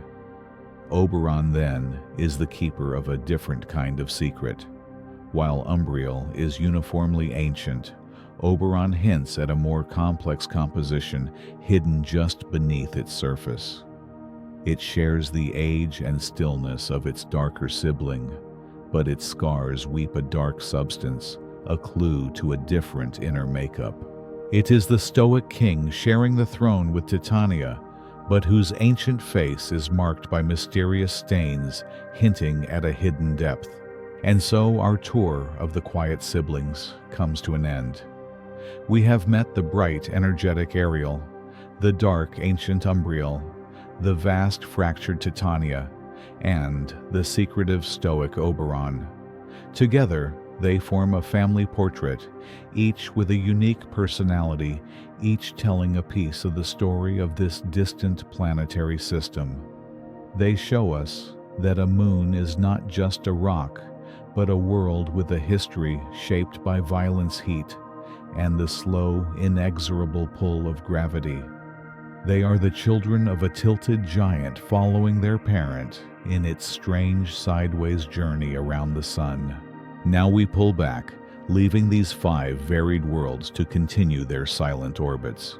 From here, they once again become mere points of light, their canyons and craters and secrets dissolving into the distance. Our focus returns to the immense blue-green sphere that holds them all in its sway.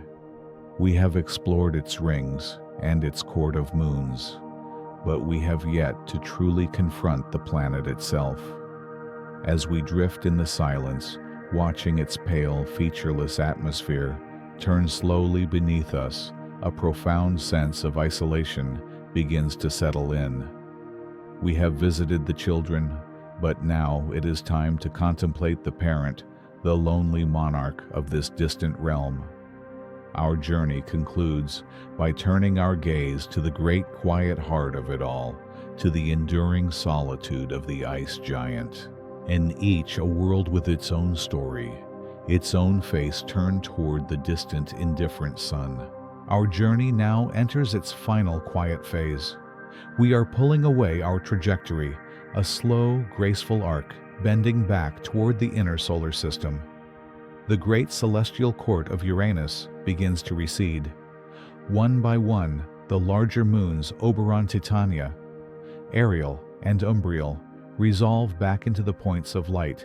They once were their canyons and craters and icy plains dissolving into the soft glow of distance.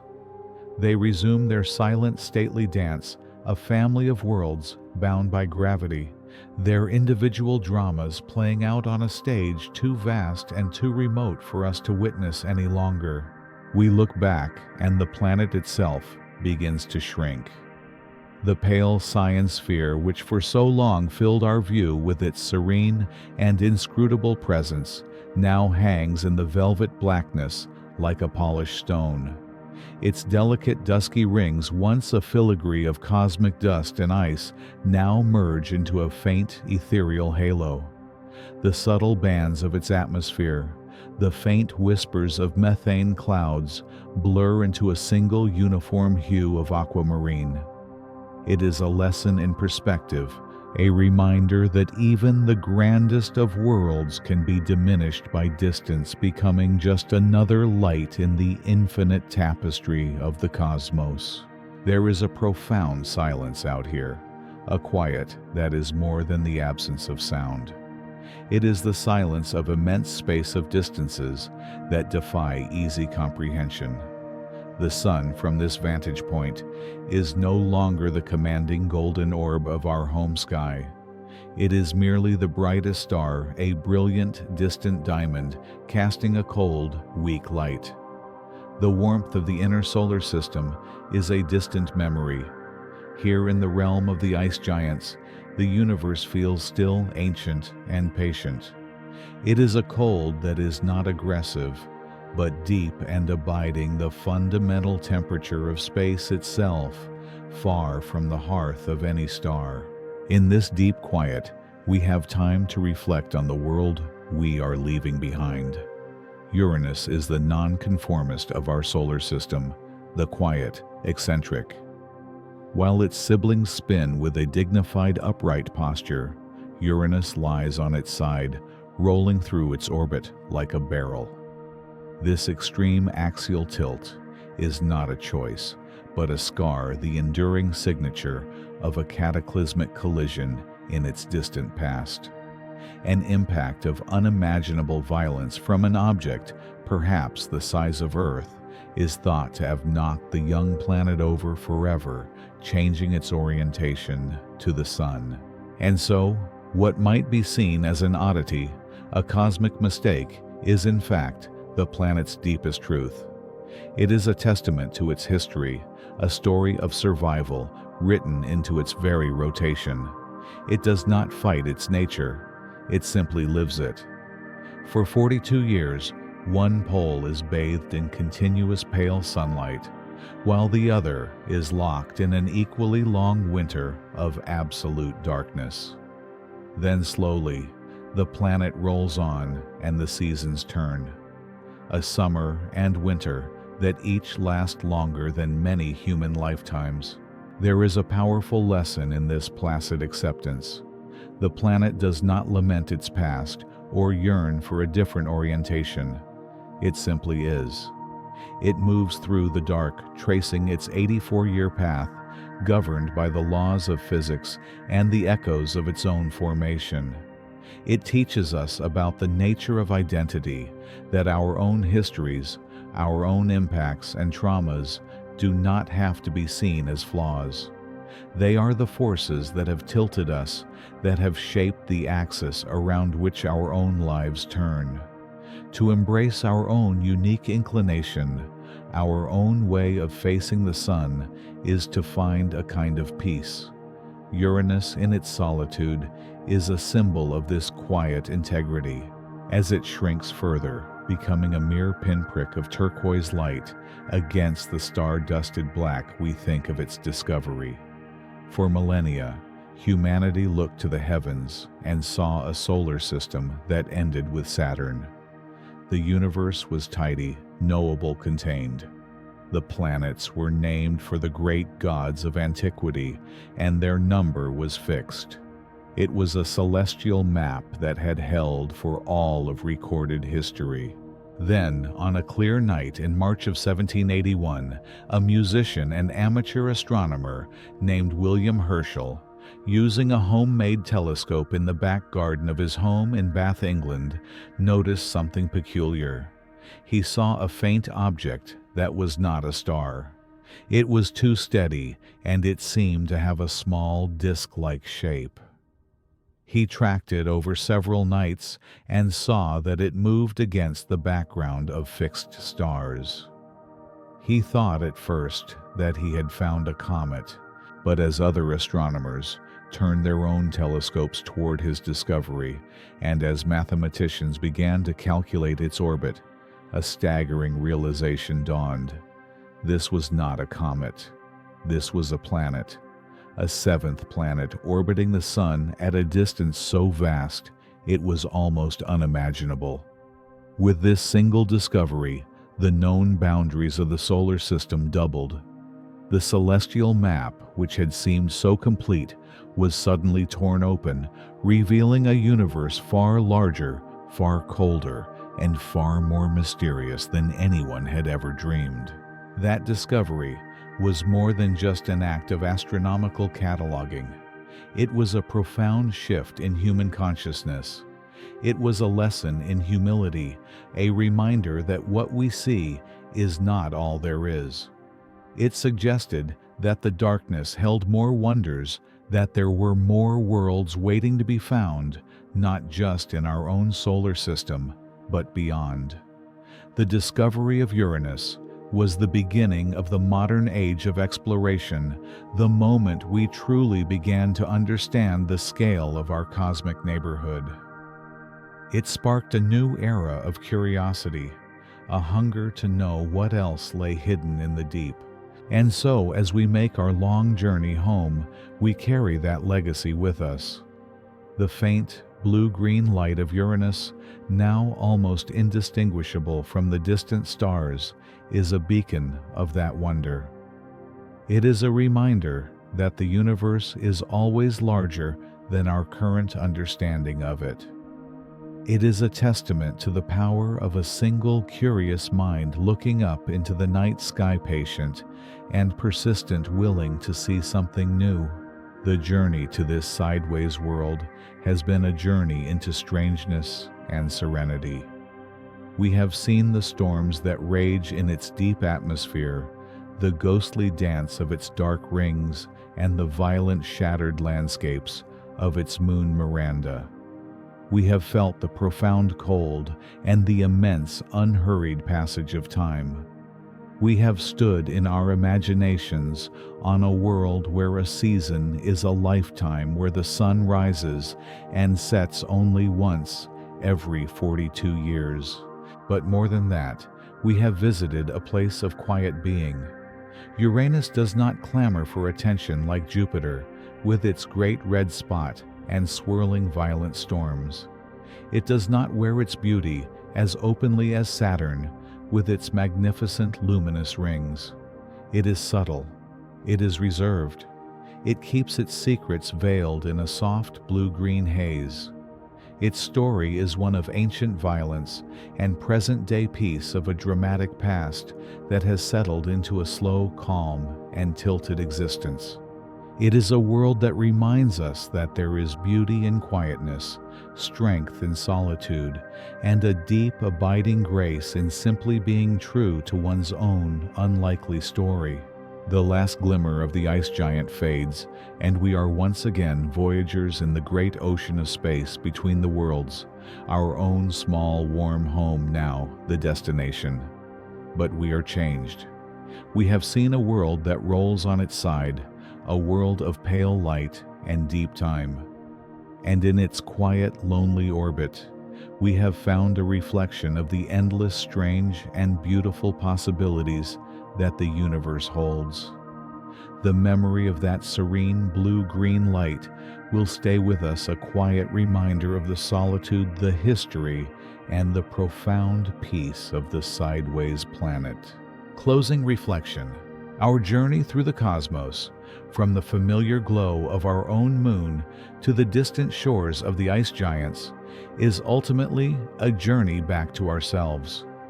Each world we visit holds up a mirror, reflecting our own capacity for wonder, our curiosity, our humility, and our place in the grand, silent story of the universe. To look up at the night sky is to look into the past and into the future, to see both the finite nature of our lives and the infinite possibilities from which we have emerged.